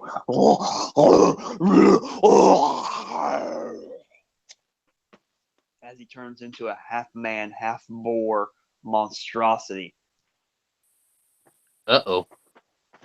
and jumps upon Lady Diana. So is this Colossus still up? The minor 12-foot Colossus that was guarding this room is still up. The ginormous 100-foot tall Colossus that you all are in a room sub-basement of her foot is teetering. Grok has turned into a wereboar. Oh my. And he tusks her. I'll be right back. I'm gonna get more food. Okay. And she fails the strength saving throw and is knocked prone as he then is on top of her, tusking her. And then he brings his fist down into her face and misses and slams right into the concrete before him, breaks his hand. You can see blood pouring out from his knuckles as he crit failed on the punch to Lady Diana. Master Senzu. So how far away is this half boar from the 12-foot Colossus? I'd have to say about 20 feet. Both of them never moved to the other side of the symbol, which is no longer there. They just all stayed at near the entrance to the door and worked on, well, Diana and Desmond worked on breaking the symbol while you all went across the room to fight the Colossus on the other side. So they're about, say, 20 feet from you. Shoot. But the Colossus is still up and between you and it. I suppose with your movement, you could make it by it without provoking an attack of opportunity since you weren't in melee with it. I'd have to disengage, but No, I'd say you could do it without disengaging since you weren't in melee with it and you have exceptional monk movement. all right. Yep. You could skirt around the edges. I will break off then from the Colossus and go around. And I guess I will unleash a flurry of blows. All right. Using another key point. So On the boar? The wereboar? Yep, Grok? on the wereboar. Now we're fighting on two fronts. So first attack with my +1 short sword is a 12 on the die, so 22. Yeah, that'll hit. You could tell that he's not like armored or anything. He's pretty easy to hit. All right. And that's 2 + 6, so 8 points of piercing damage. I'm back. And then second attack, 15 on the die, so 25. Yeah. So am I just dead? That it? No, you're just unconscious. Oh, okay. And that's 3, so 9 points for the second attack. And those are both magical. And then my 2 unarmed strikes, which are also magical. First one, on the table, please. 9 on the die, so 18. Not a difficult guy to hit. Okay. Just Do I even FYI, need to AC roll? 11. All right. So Don't fail. Just don't. as long as I don't fail, roll dude. a 1, then, right? So first unarmed strike is 8 points of bludgeoning. 12 on the die, so another 11 points of bludgeoning for that second unarmed strike. What was I at? Okay. And you have bloodied Gronk. All right, and I'm gonna yell at him. I'm gonna say, "Run now, or I'll kill you."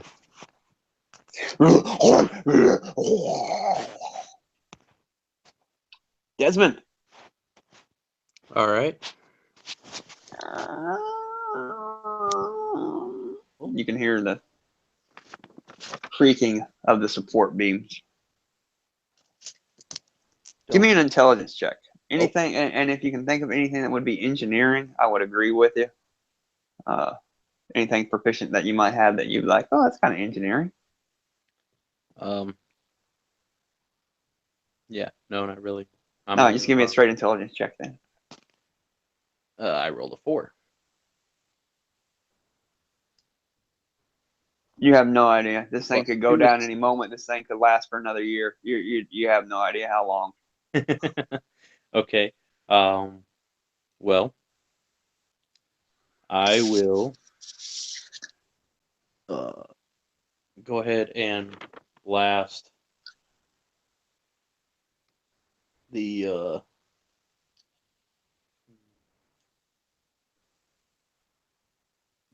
boar with a Eldritch Blast. Like a good little warlock. Sorry. And I will send one at the statue as well. Okay, dokie. The first one is a 16 plus 7. Pretty sure that's hitting something. Yeah, it doesn't have a massive armor class. Okay. Grok does. So the boar will take 8 points of force damage.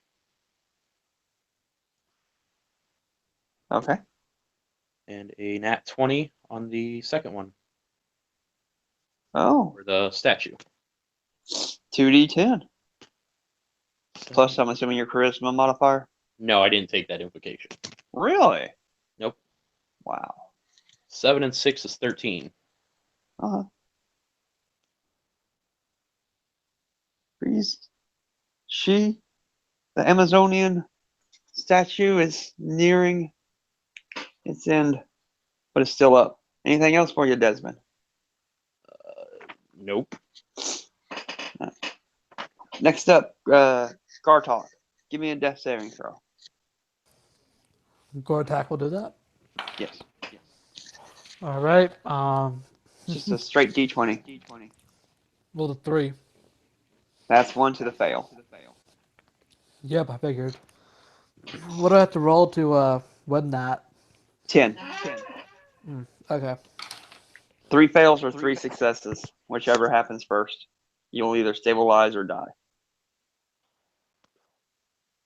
And that's just with death saves. There are ways around that, like a medicine check could stabilize you. If you roll a nat 20, you're stabilized and have 1 hit point. You're conscious again. You spring back up. Right on. All right. Next up will be the statue's turn. The statue has multiple targets at the moment.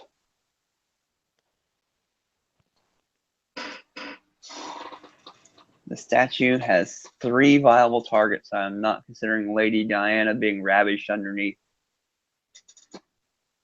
the wereboar as a viable target, but the wereboar is a viable target.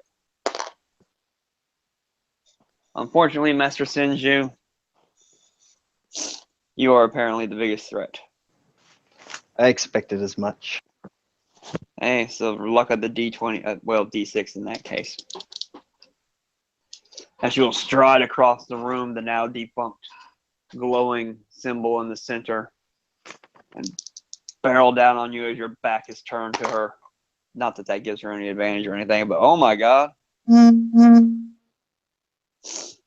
That is a 19 on the die and a 20 on the die for her 2 attacks. Yeah, those are both hit. Yeah. So that's a 29 and a 30. Yep. So the first one is going to be, oh my god, 4, 11, 17 points of bludgeoning damage, and she bashes you right into the back. And the second one, she's going to bring down right on your head for the crit. 4. That's actually a pretty weenie crit. Total of 24 points of damage. All right, I'm down to 25. That's on a crit. That's horrible for a crit. She did that much to dude on just a regular hit. I think. Lucky Did me. she do 24 on a hit? Maybe. Around there. She hit me for 33 or 30 something at once. Oh, yeah, that was a crit also. She 38 on one attack. That was a crit. And then this one was only 24 on a crit. See what I mean? It's a weenie crit. She brings it right down in your head, just smashing, and blood just comes out of your ears and your nose and everything as you just bells rung and you're suddenly jarred. Oh, Though I somehow keep my composure. yes. And then the boar's turn. Grok will continue punching and goring at the prone Diana as he's on top of her. Oh, yeah. And as he does such, you can see that the blood just starts running down Diana's throat as the tusks are in there. And you can see as the light is leaving her eyes, she's like, "But I loved you." And her hands just grow soft and pale, and her eyes close as her head goes to the side. And Gronk is sitting there lapping the blood up from her throat. So I assume she's dead, not just unconscious.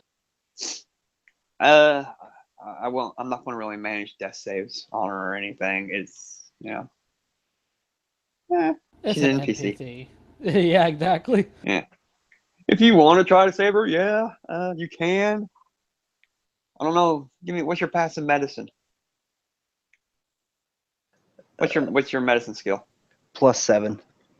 Plus I have a Yeah, healing kit. you know she can be saved. You brought back worse people than that. We'll see about that though.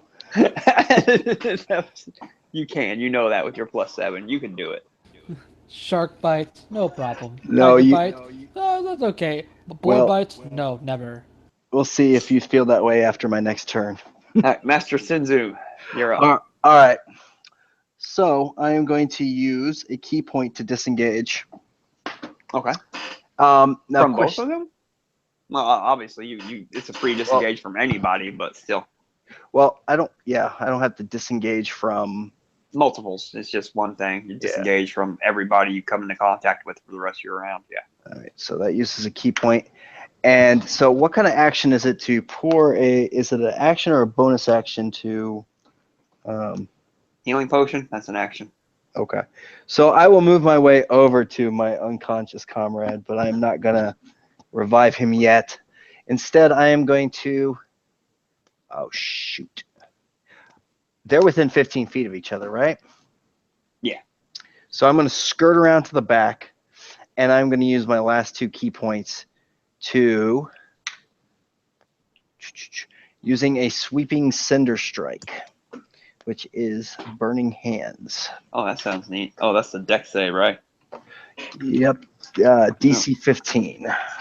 At least the Amazon has advantage on dexterity saving throws because it doesn't have any.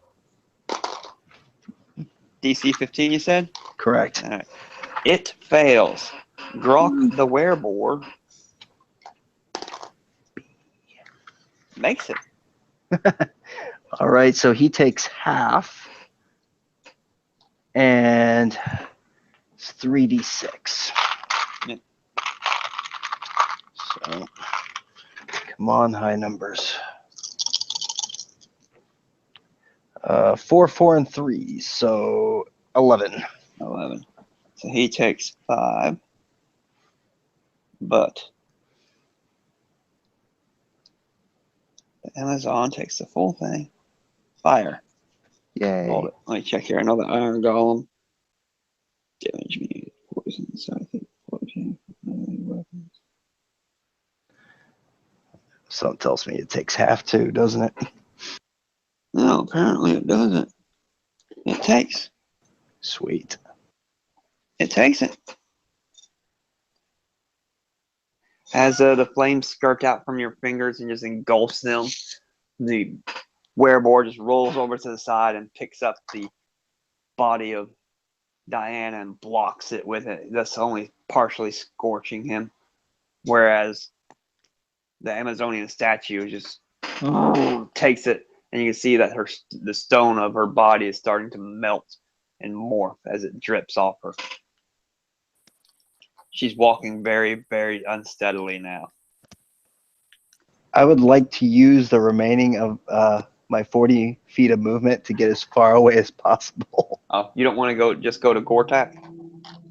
Nope, I'm going to skirt to the other side, do that, and then I'm going to try to get some distance because I don't think I could take much more pummeling. Okay. I'm going to use the full 40 feet of movement away from it. It can't move 40 feet. Desmond! All right. I am going. How they're close together, right? Yes. Okay. Are any of my companions within a 20-foot radius of them? If you want it to be, then you could get Gorthak. But if I you don't don't want, then easily, yeah. Okay. I am going to summon up Everard's black tentacles underneath them. Oh my. What does that do? I remember I loved the spell in third, but I'm fairly unfamiliar with it. Squirming ebony tentacles fill a 20-foot square on the ground that you can see within range. For the duration, these tentacles turn the ground in the area into difficult terrain. When a creature enters the affected area for the first time Or starts its turn. there, it must succeed on a dex save or take 3d6 bludgeoning damage and be restrained. And then, a creature that starts its turn in the spell and is already restrained will take 3d6. So if they're restrained this time around, next turn they're going to take more damage. Okay, I believe the rulings on the first time it enters means when it's first cast also. Yeah. And so at the beginning of their turns, they'll also have to take one. Okay, so dex save, you said? Yes. Okay, so at least the statue has advantage. That lot of good it did her. Oh, but once again, nimble Gronk manages to not be restrained. Oh, fiddlesticks.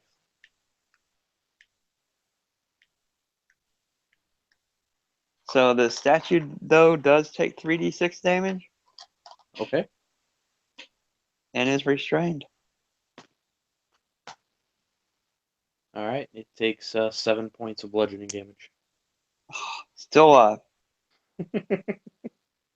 Still alive. Okay. And nothing happens to Croc, though, because his tentacles come pouring out of the ground. Turn. Yeah. Wrap around the statue, who is just slow and squeezing as little chips of her concrete fall away. Whereas Gorthak is nimble and rolling around as these tentacles are trying to grab at him, and he's like, "Oh, no, you will not root me. I will eat you all." Rage. Once I'm done casting that, I yell, "Let's run!" Just Gortak, give me another death save, please. all right. Let's see what I get. 10. How about that? That's one to the good. All right. Okay, statue's turn. He's starting his turn. He is grappled. Does he get a save at the end of his turn? I believe he does. Or is it he gets a Creature strength that check to starts break its it? turn in the area and is already restrained takes Yeah. 3d6 bludgeoning damage again. Okay. No save. But how does he get? Is it a save to get out, or does he have to use his action to break free? He has to use its action to make a strength or dex check. Okay. So roll your 3d6. Holy crap. Okay, there's 18. Never mind. I just want to check, though. I want to roll this anyway, just to check.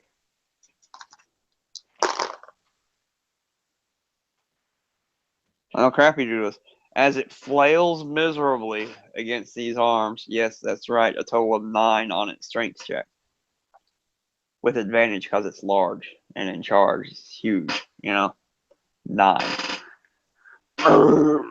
It can't quite break free, and you can see the tentacles just squeezing, and then right as it's about to just give up, the tentacles just surround and collapse, and just turns into like concrete dust and everything as it snaps and crackles in 3 or 4 parts. and falls and breaks into a heap. There's a cloud of concrete and dust just envelops the area where it was standing. And the black tentacles are just still waving around in this cloud. Next will be Gorthok. Will be Grok. And he will make his deck save since he is starting his turn in there. He will fail. Woohoo! And so he is restrained. He will then use his action to try to break out. And he will do so. Okay. He took 12 points, though. He took 12 points. Yep. And he uses his action to get out. And he will use his movement to run up to you, Desmond, since you're the nearest person to him who's up. Actually, he can only move 15 feet. So he's not even... Yeah, because it's difficult terrain. Yeah, he's not even out of it yet. Sweet. But he's near. He's near out of the area. Back to the top of the order, Master Sinzu. All right, The so statue is no more. The creaking and groaning, the ballasts, and the steel beams and supports are growing much louder all right, from above you. and I'll yell, "We got to get out of here!" And then I will move to Desmond, making sure not to step in this 20-foot cube, and I will pour a healing potion down his throat.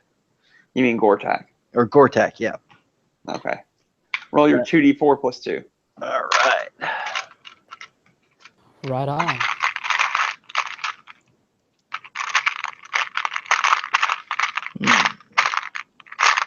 There we go. There's the second one.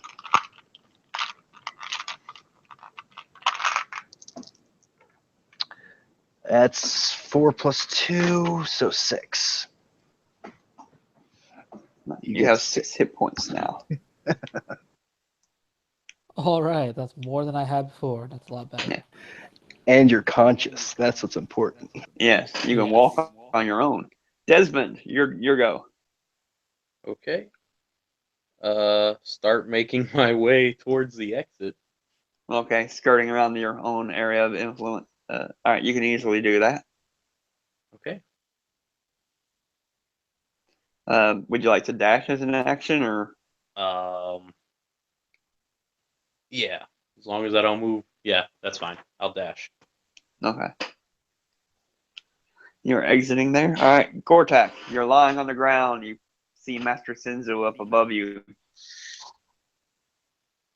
All right, so once I'm awake and I can see and everything, I'm going to pat Master Sensu on the back, be like, hi, okay, I'm awake, like, here I am, Well, get and out of I'm here. going to actually take one of my own, yeah. As I'm getting up to go, I'm gonna take one of my own potions and guzzle that down and make a run for it. No? That would be your action to drink So it, it's and a you could just get your regular movement. Say, make it to the door. Of 1d6, right? 2d4 plus 2, sir. Oh, 2d4. Oh.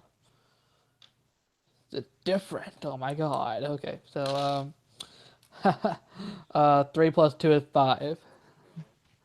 Plus 2 is 7. 2d4 plus 2. Oh wait, I had 2 plus 1. So that's 3, and then it plus 2. Wait, what's it? 2d4. And then add Alright. 2. So yeah, 5, because I rolled a 3. You rolled a 3 on the Okay. 2d4? Yeah, Okay. so it's 5.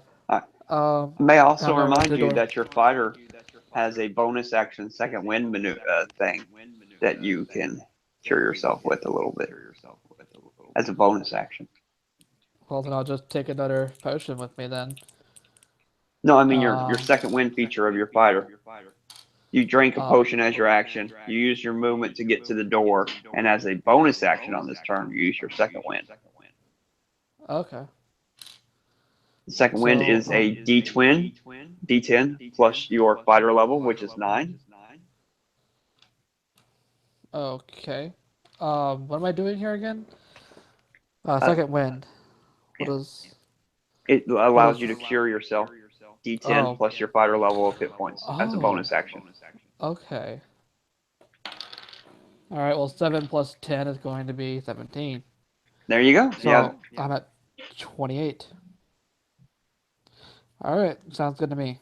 and the And second wind recharges on a short or long rest. right. All right. Cool.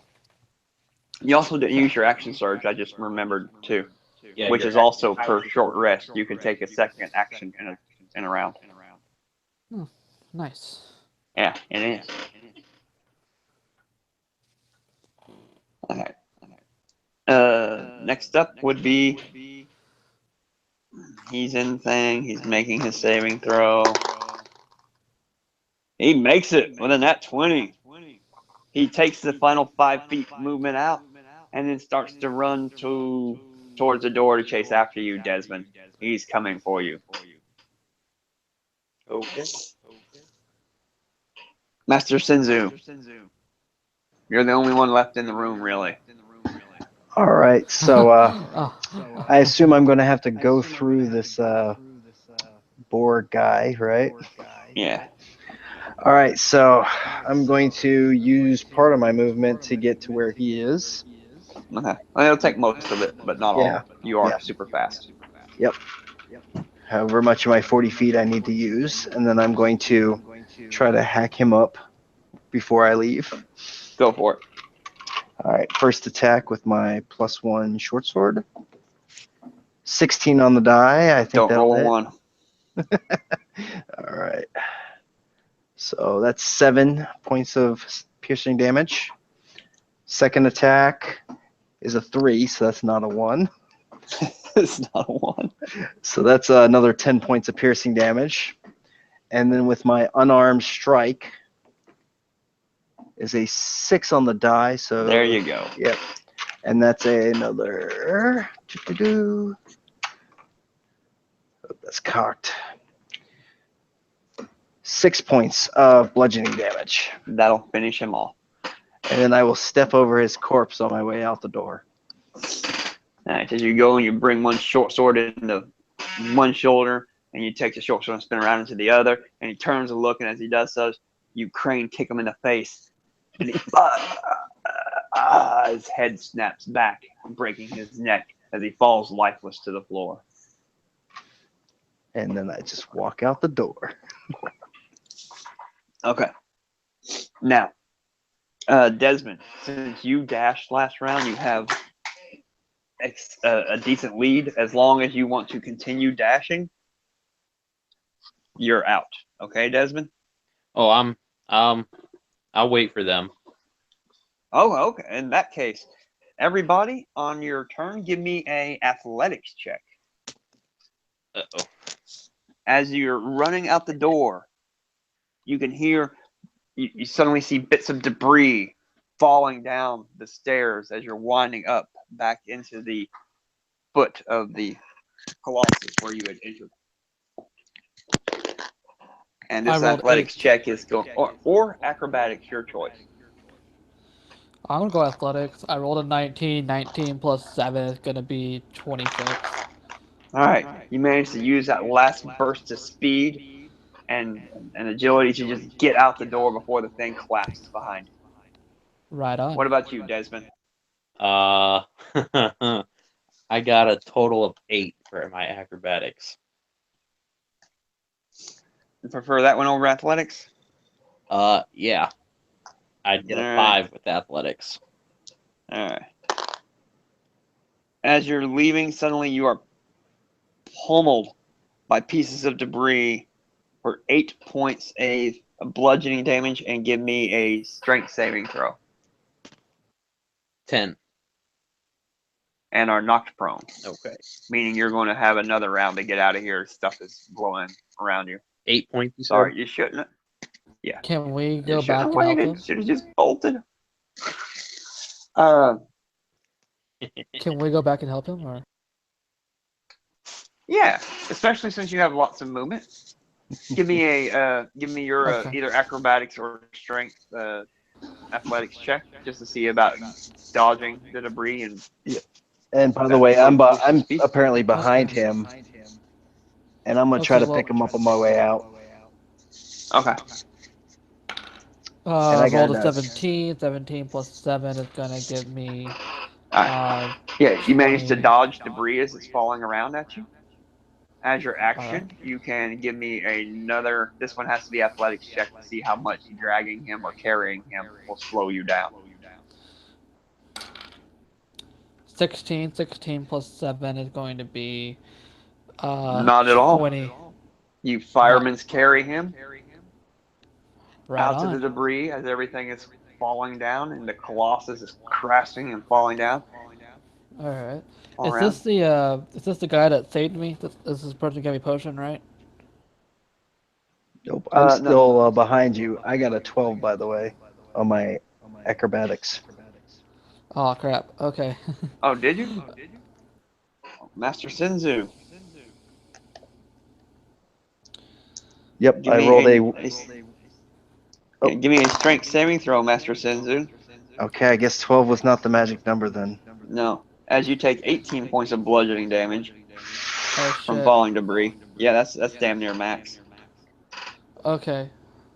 So I'm down to 7 hit points, but I got a 14 on my saving throw. You just narrowly, just like, one less, you would have been knocked prone, but you're not. And so you do take Okay. the bludgeoning damage, but you're not knocked down. You can manage to get out of the falling Colossus. So I Okay. emerge last bloodied. But you all Uh. emerge from the Colossus, some of you a little worse for wear.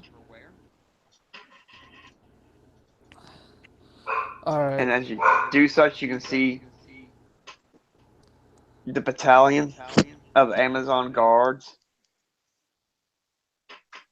that had took you over here on the ferry are locked in pitched combat with all the slaves who are now been transformed into werebears. Now that the curse has been ended and their power and will and passion has been completely returned to them suddenly. Now I get all the swine jokes. Men are pigs. Oh, I thought you were talking about me being a half orc. Okay. Okay. I get it now. Well, yeah, there was that too. Okay. We're gonna look, well, while they're distracted in battle, I'm gonna look for another ship. Is there any Okay. other boats or any other ships? Give me a perception check. Okay, what's perception? Oh, Oh, I see. it's a So just roll a skill. d20. Yeah, Okay, so d20 plus 4. yeah, yeah. We'd already worked out your proficient, but no Yeah. wisdom modifier. Yeah, 15. 15 total. There are no other ships here, but you notice on the side of the ferry, away from where most of the combat is taking place, there is a small little dingy rowboat. You know what? All right, so I'm gonna turn to my group, um, and say, hey, we could just run for it. You know, try don't get involved in battle, just run for the boat.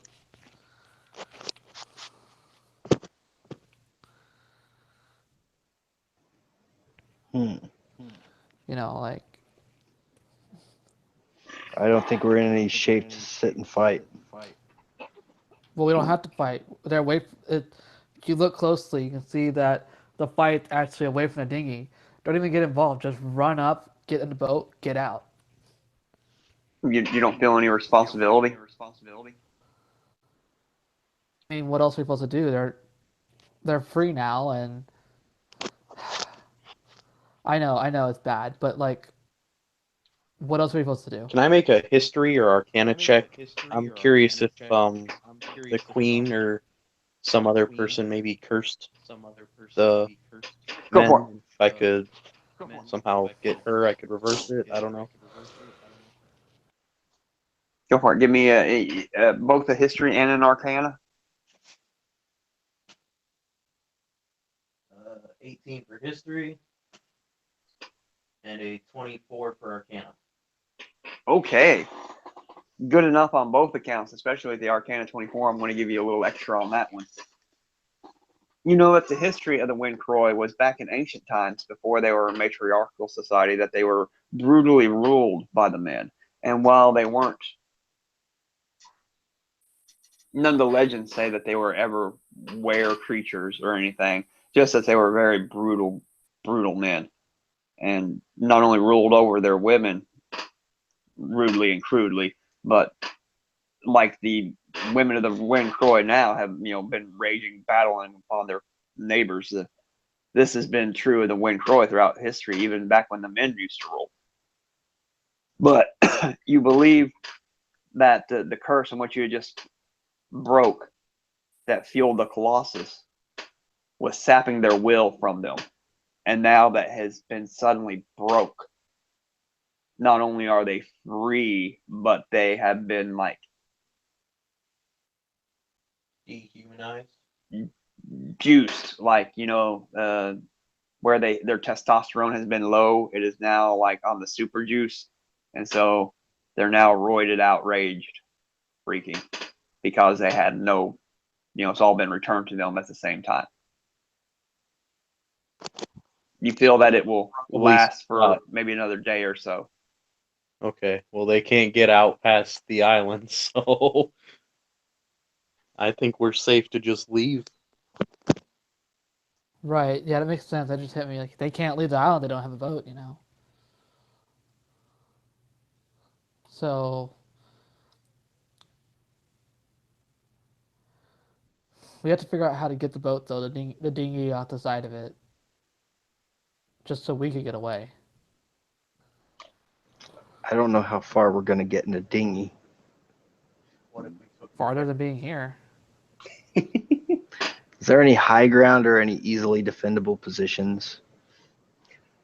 Well, the Colossus of the Wind Kroy, as you noticed, is the island of it is not much, but the debris is falling down. The Colossus is completely fallen. Pieces of it are floating into the water itself. You could climb on some of the debris that has fallen around about you. Right. What's going on the ferry? The ferry is carnage and bloodshed as the Amazons are formed up a shield wall in a circle and are taking on the onslaught of the werebores, of the former slaves who are rowing, who have now been unleashed. You can tell that their collars periodically are just lying on the floor of the boat. Okay. Similar to what happened to Gronk inside. Yeah, I have an idea. So, what we could do is that since some of the debris is going up into the water. Okay. I have a crossbow. I know that it has magic. Do you have magic or any ranged weaponry? Master Is there Zenzu any- has a short bow. We could try and get on some of this debris, float into the water, and try and take down the werebores from afar, and then just get onto the boat and leave. I think we need to choose what side we're on. Well, if we kill all the werebores, we could say that we're with the Amazonians. And I don't think the werebores are gonna like really be okay with us since we're practically food to them. So, on the big boat, or the bigger boat, there's the shield wall, and then there's some werebores. Yes. How many of them are there? Let's go with about 5 and 5. I think we know who we need to help, but I think we should keep our distance. So I will prepare my short bow. Okay. I'll pull my crossbow out. All right. So Are we ready? We can take them out, and then we can join the women on the boat. Yep, sounds like a plan to me. So, I'm just curious here. Your plan is to slay the wereboars, and then hope that the Amazonians are okay with you, who have just destroyed their Colossus and freed their men into these animalistic beasts. Do they Well, know I that? mean, yeah, do they Well, know I that it mean, was they're not us? stupid. I mean, what else are they going to think? I mean, It was Diane's plan. She forced Oh us. yeah, okay. I'm sure they'll believe that. Well, you know, I have persuasion. We could. Hey, maybe, man. I have intimidation. I could try to intimidate them into believing that. I'm not necessarily advocating either way. I mean, here's your other choice. What do you want to do? Help the wereboars? Exactly. I just want you to think about the conundrum that I have placed you in here. Yeah. Well, I mean, I think we need to kill them all and take the boat. I agree with God that. will recognize I their agree own. with that. Okay. That's how you could handle a domestic dispute. How far away is the ferry? Um, 30, 40 feet, just at the end of the dock. Okay. And there's Yeah, we five could on definitely make five. that. Yes. Everett's Or black three. tentacles.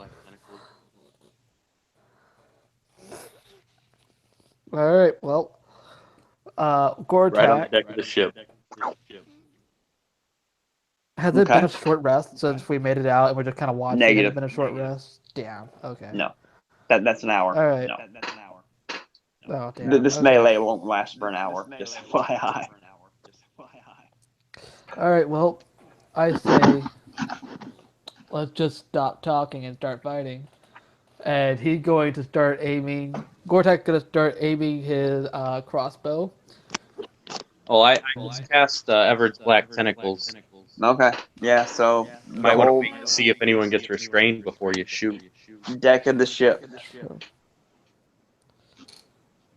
both sides.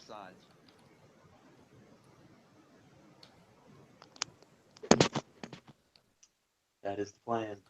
Okay.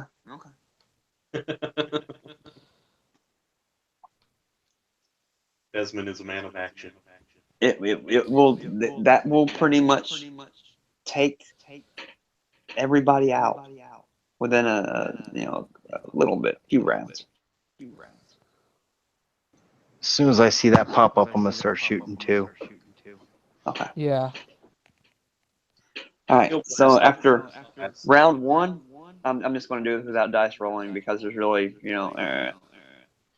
why bother? After round one, there will be 3 Amazonians and 2 boar men, wereboar, as they're dropping like flies due to this tentacles. And the fact that you all are targeting wereboars, I'll take 1 more out. That would be round 1. Alright. Round 2, would you all like to differ up your tactics? Gortak's just going to shoot. Shoot I'm with his, gonna still keep targeting crossbow. the boars, the wereboars. Into round 2, Raiding and Eldritch blasting. wereboar or Amazons? Everything. Actually, you know, there's that one Amazon who knocked me down and broke my tusk. I'm aiming for that bitch. Okay, and round 2, there will be 2 Amazons and 1 wereboar left. Is the one of the 2 Amazons the one that knocked me down? Nah, you got her. She dead. Alright, sweet. Alright, just gotta shoot one of the Amazon. Amazon. I mean, I feel bad. I mean, I feel bad for them, but dang, broke my tusk. Yeah. Well, they're locked in combat with each other, so nobody's going to break away to come to you all. Right. I'm going for the werebore again. Okay. What about you two? As you shoot him, he falls. He's dead. All right. So just There are 2 Amazons left. What do you all do in round 3? I'm gonna aim and I'm gonna shoot it with Amazon. I'm gonna just start walking. Actually, Oh, actually, yeah. I was thinking we could just, we can use them to row. yeah, could they, yeah, let's do that. That's what I was thinking. Okay, so are you going to maintain your concentration on Everett's black tentacles? Does it look like anyone else, any other people or boars or Amazons are trying to make their way to the ferry? Well, they're on the ferry. They're fighting on the ferry. Right. But there's no one else on land or anything coming No, this you way? have 2 Amazons on the ferry. Okay. No, I'll stop concentrating.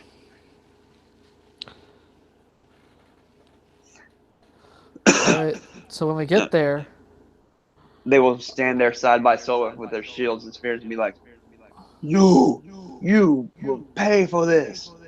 no, you will pay. Start rowing. I'm gonna try to intimidate them. So can I roll for that or? Yeah, give me an intimidation check. Can I aid him? You may. How would you like to aid him? 13 plus 5 is 18. Hold on I'll, a second. I'll 13. point. Yeah, I'll point my bow at them and I'll say, "There are more of us than you. So listen to what he has to say, or you will die."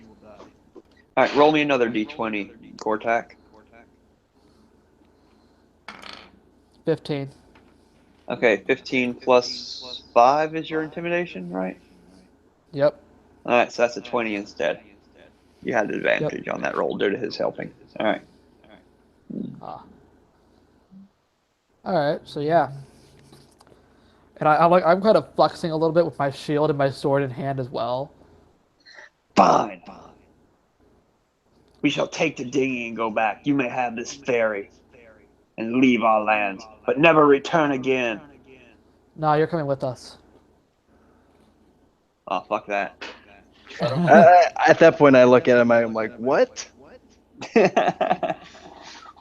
Roll initiative. Fuck that. They would have been willing to let you have the ferry because they were for their lives. But Well, no, they would they're have. not They going would with have. We would have gotten there, and they would have just called their men and come after us. Called their women and come after us.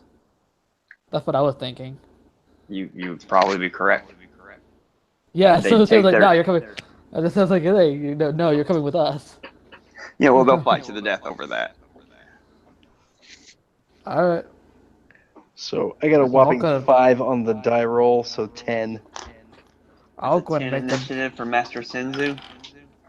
Haha. One. Take that. That's a 1 for Gortak. Yeah, I got a 16. Hey, Desmond. Save us. So there's 2 of them. Yeah, let me see. I'm going to go ahead and roll separate for each of them. Ooh. Well, they both go back to back anyway. So why'd I even bother? Okay. Desmond, what would you like to do? As you have already stated, y'all have entered the ferry. So you're within, say, 15 feet of them.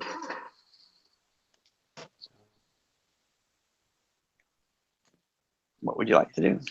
I will run up there. I will stand back and throw an alchemist's flask at them Okay. with fire. On the ship. I don't think one flask will light. I mean, I'm not targeting a sail. Uh-huh. Right. Wood. Wood is flammable. Yeah, but I mean, it would take it a while to burn the whole ship down. Yeah. Anything would leave a singe. Oh. As long as you just don't let it burn. You know what? You'll be I'll just engage shield and my rapier okay. and bond. So my first swing. Will be at disadvantage.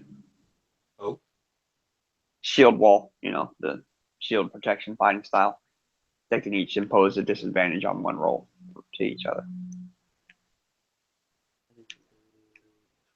what's 14? 21? Disadvantage. Okay, a 14. All right, that'll miss as she clanks it right off the shield. All right, and I'll make a second attack because I make 2. This will be at regular. All right. 15 and 7.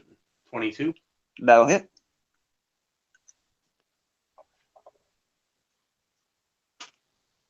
Okay, 13 points of damage.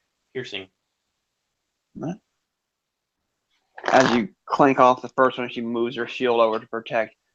You just find an opening and you bring your rapier down underneath and stab it up into her gullet. And blood drips down from a catch in her scale mail armor, which is just FYI what they're wearing. All right, next up will be Master Sinzu. I want to get laundry done. I'll be right back. So I'm going to go after the same one that he did. And I'm going to Okay. try to skirt around on the opposite side of her friend. Okay. And I am going to make 2 attacks with my +1 short sword. First one's a 17 on the die, so 27. That'll hit. Right. That's 11 points of piercing damage. She's still up. Yes, All but right. barely. All right. Second swing is a natural 1. Oh, that's going to be a miss. So I will use my bonus action to take an unarmed strike. For a 2 plus 9 is 11. I That don't will think miss that's good. also. All right.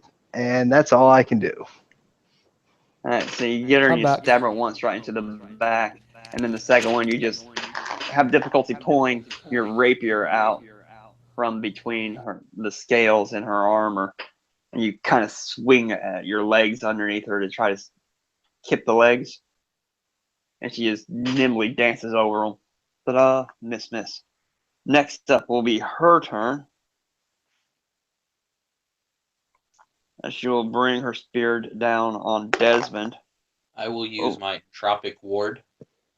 What's that?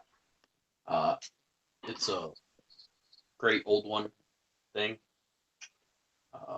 I magically ward myself against attack and turn an enemy's failed strike into good luck. When a creature makes an attack against you, use your reaction to impose disadvantage. Oh, If okay. it misses, I get advantage on my next turn against her. Okay.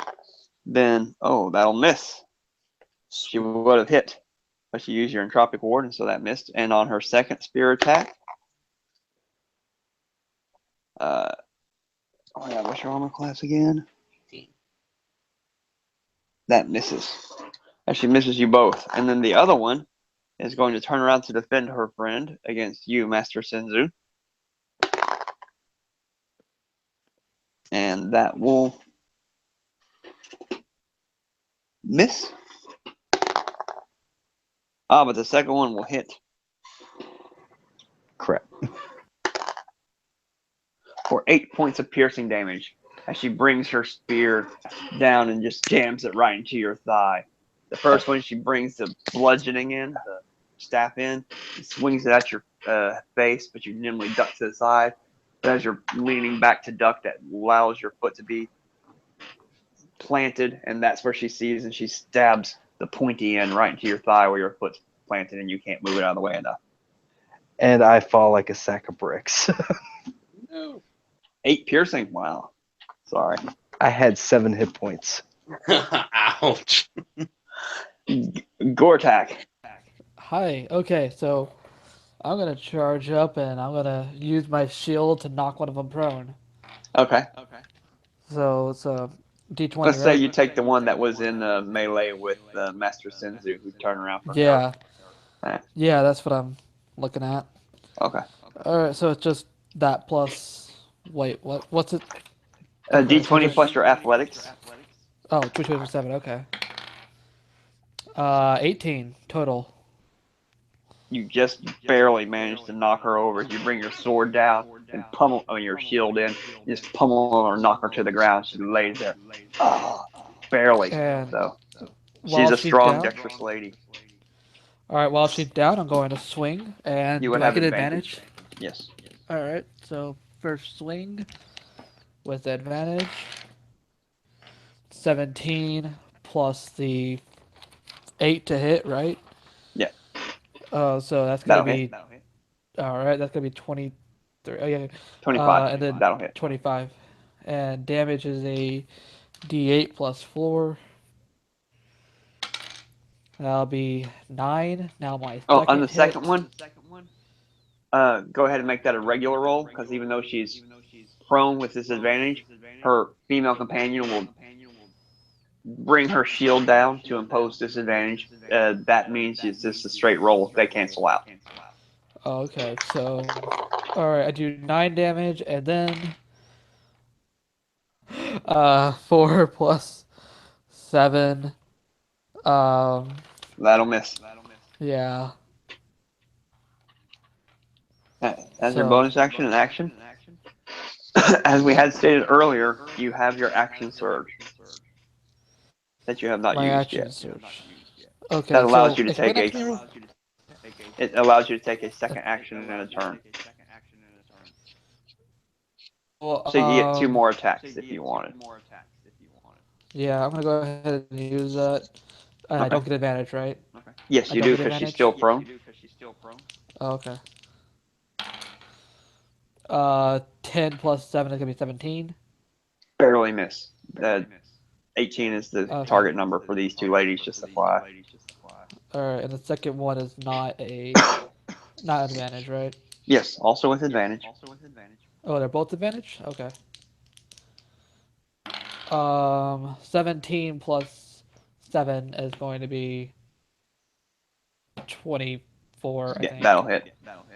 All right, so the D5, D8, 4 plus 4, gonna be 8 damage. Uh-huh. Barely, well, I wouldn't say standing because she's lying on the ground, but she's barely hanging on by a thread. All Desmond. right. Okay. We'll attack the one that attacked me last time, and I have advantage.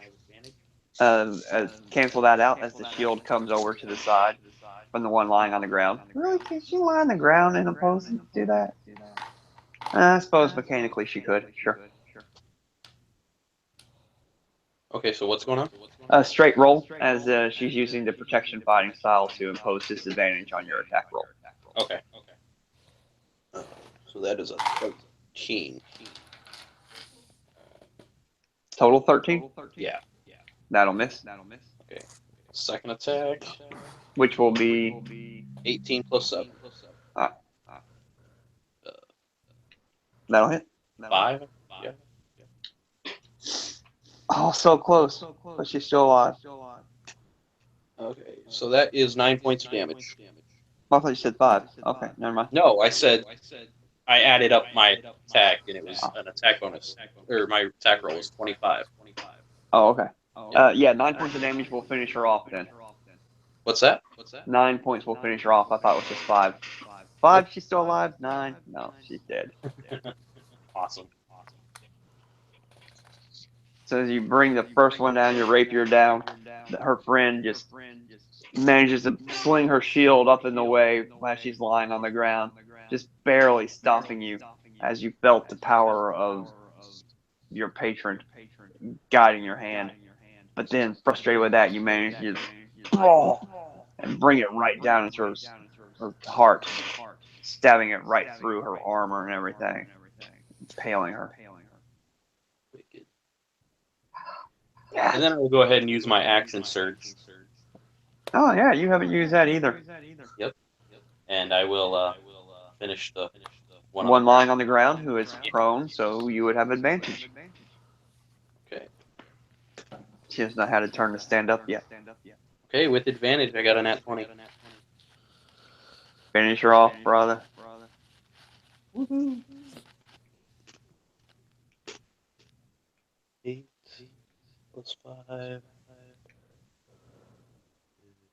13? 13 points. Uh, still up. Okay, well then I'll use my second stab. Which will also be at advantage. 16.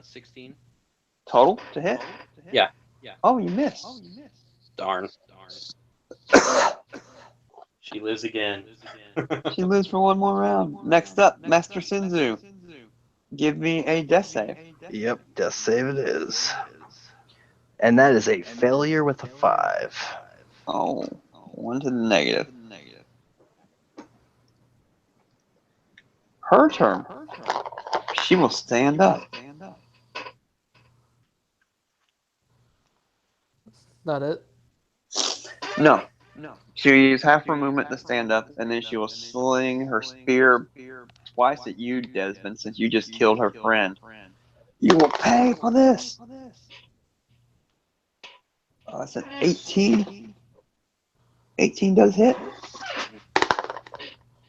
And then a miss. And she brings it right into your chest for,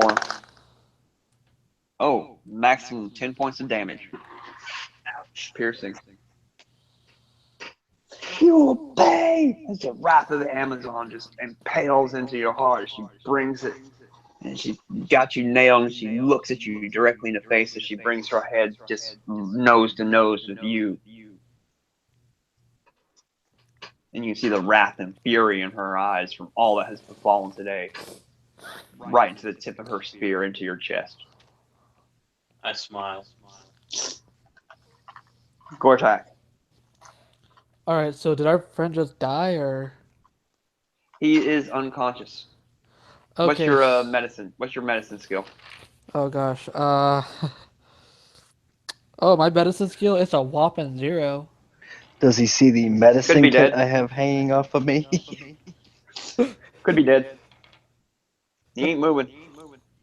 All right. So in outrage, I'm going to. Um. Oh gosh. Okay. So I'm going to try and knock this chick down with my shield. Okay. Let's roll. Athletics as opposed to her acrobatics. Ooh, she did good. 11. Oh gosh. 11 plus 7 is 18. She did better. Oh She damn. manages to nimbly dodge to the side as you bring her shield down into a pummel on her. All right. Well, that's okay because I'm gonna like just start swinging away at this bitch. Like I'm just pissed off at her because she's trying to be my friend. You know. I yell, Okay. stop, let her live. Wait. Why? I'm like I'm what? pretty sure that's all I have time for. As a reaction to just yell. Well, I'll hear this and I'm already swinging. So. Oh gosh. Okay. So 12 plus 8 is 20. There you go. That's it. That's done. She And had 1 hit point. Darn. oh well. I was going to use polymorph, turn her into a pig. You can deal non-lethal damage if you wish. You know what? I just want to use my sword, the hilt of my sword, and just knock her out a little bit, All like right. knock her back a little bit. She is knocked unconscious as you bring your hilt of your sword down on her head. We are now out of the initiative. Perchance, would somebody like to check on Master Sinzu? Yeah, I I will think pour. Yeah. I think I got another death save, don't I?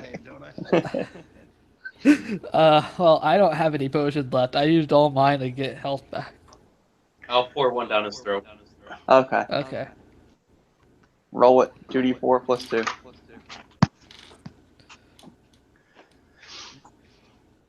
5. I have a question. I have an answer.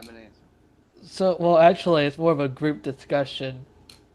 Um, do you think it would be kind of funny and interesting to tie this person up to the mast, uh, s- row our boat up close enough to where they came from, and then use polymorph on her, so that way they can just close enough to where they can see her. I, I assume I'm conscious at this point, so I'm gonna say Yes. that's a horrible idea. Unless Damn. you want them to follow us all the way home. Yeah. All I'm right. Well, saying never put mind. her in the dinghy and let's go.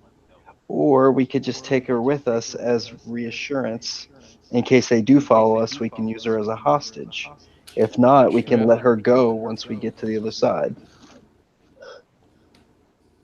I guess. I don't think they'll care about one woman. True.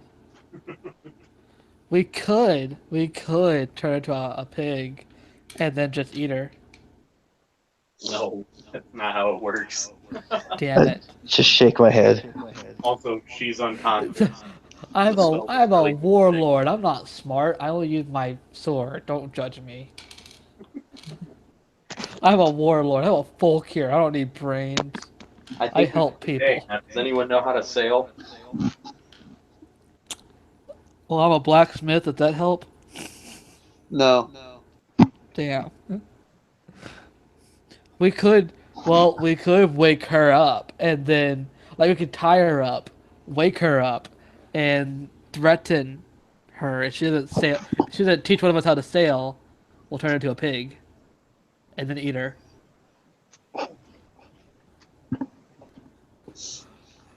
Are there any oars on this boat? Yes. Let's just start rowing. Yeah, that's what I'm. Okay. All right. Well, I'll tie her up and start rowing with you guys. You could polymorph one of them into a whale and ride out of here. You know, this is very true. I think well tastes a little better. We won't make it very far. In an hour. Oh. Yeah. Let's just row out of sight, and then we can take a little breather and figure out where we're going from there.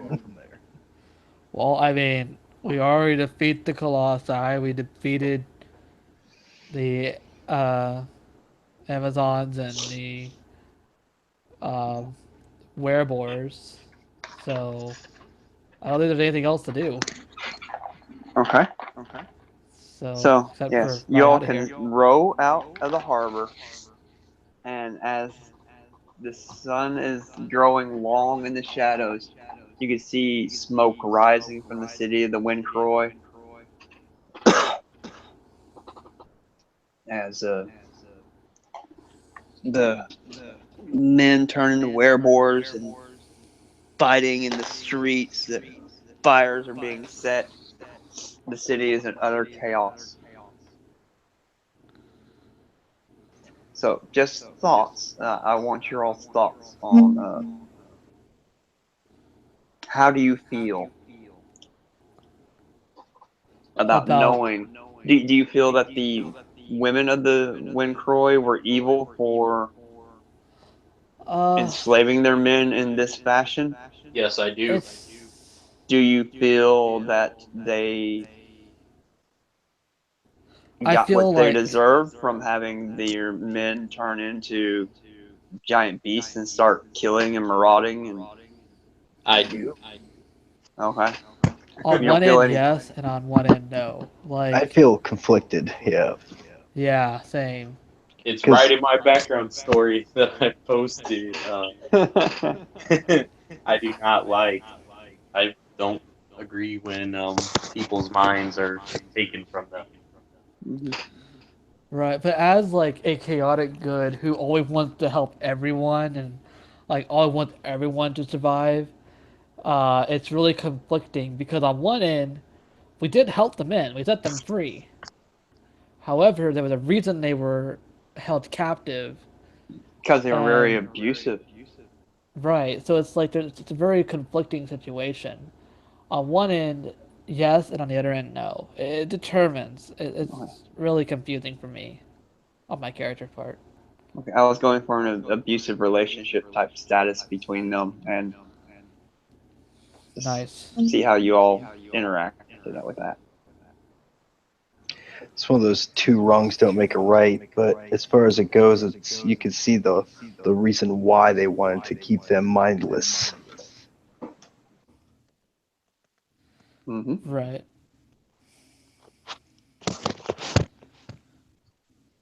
And this whole idea came to me when I went to visit the Statue of Liberty, and when I got back from the ferry, there was somebody playing "Smack My Bitch Up" on a radio real loud, Oh. That's awesome. and I was like, "No fucking way." Okay. And with that, that will conclude this as you all make your escape. And so ends this session as soon as I'm able to push the stop broadcasting button. Right on. Hey, It's fun. great game. Only feedback would be somebody's microphone is like killing me. I That got would a be headache. Robert's. I'm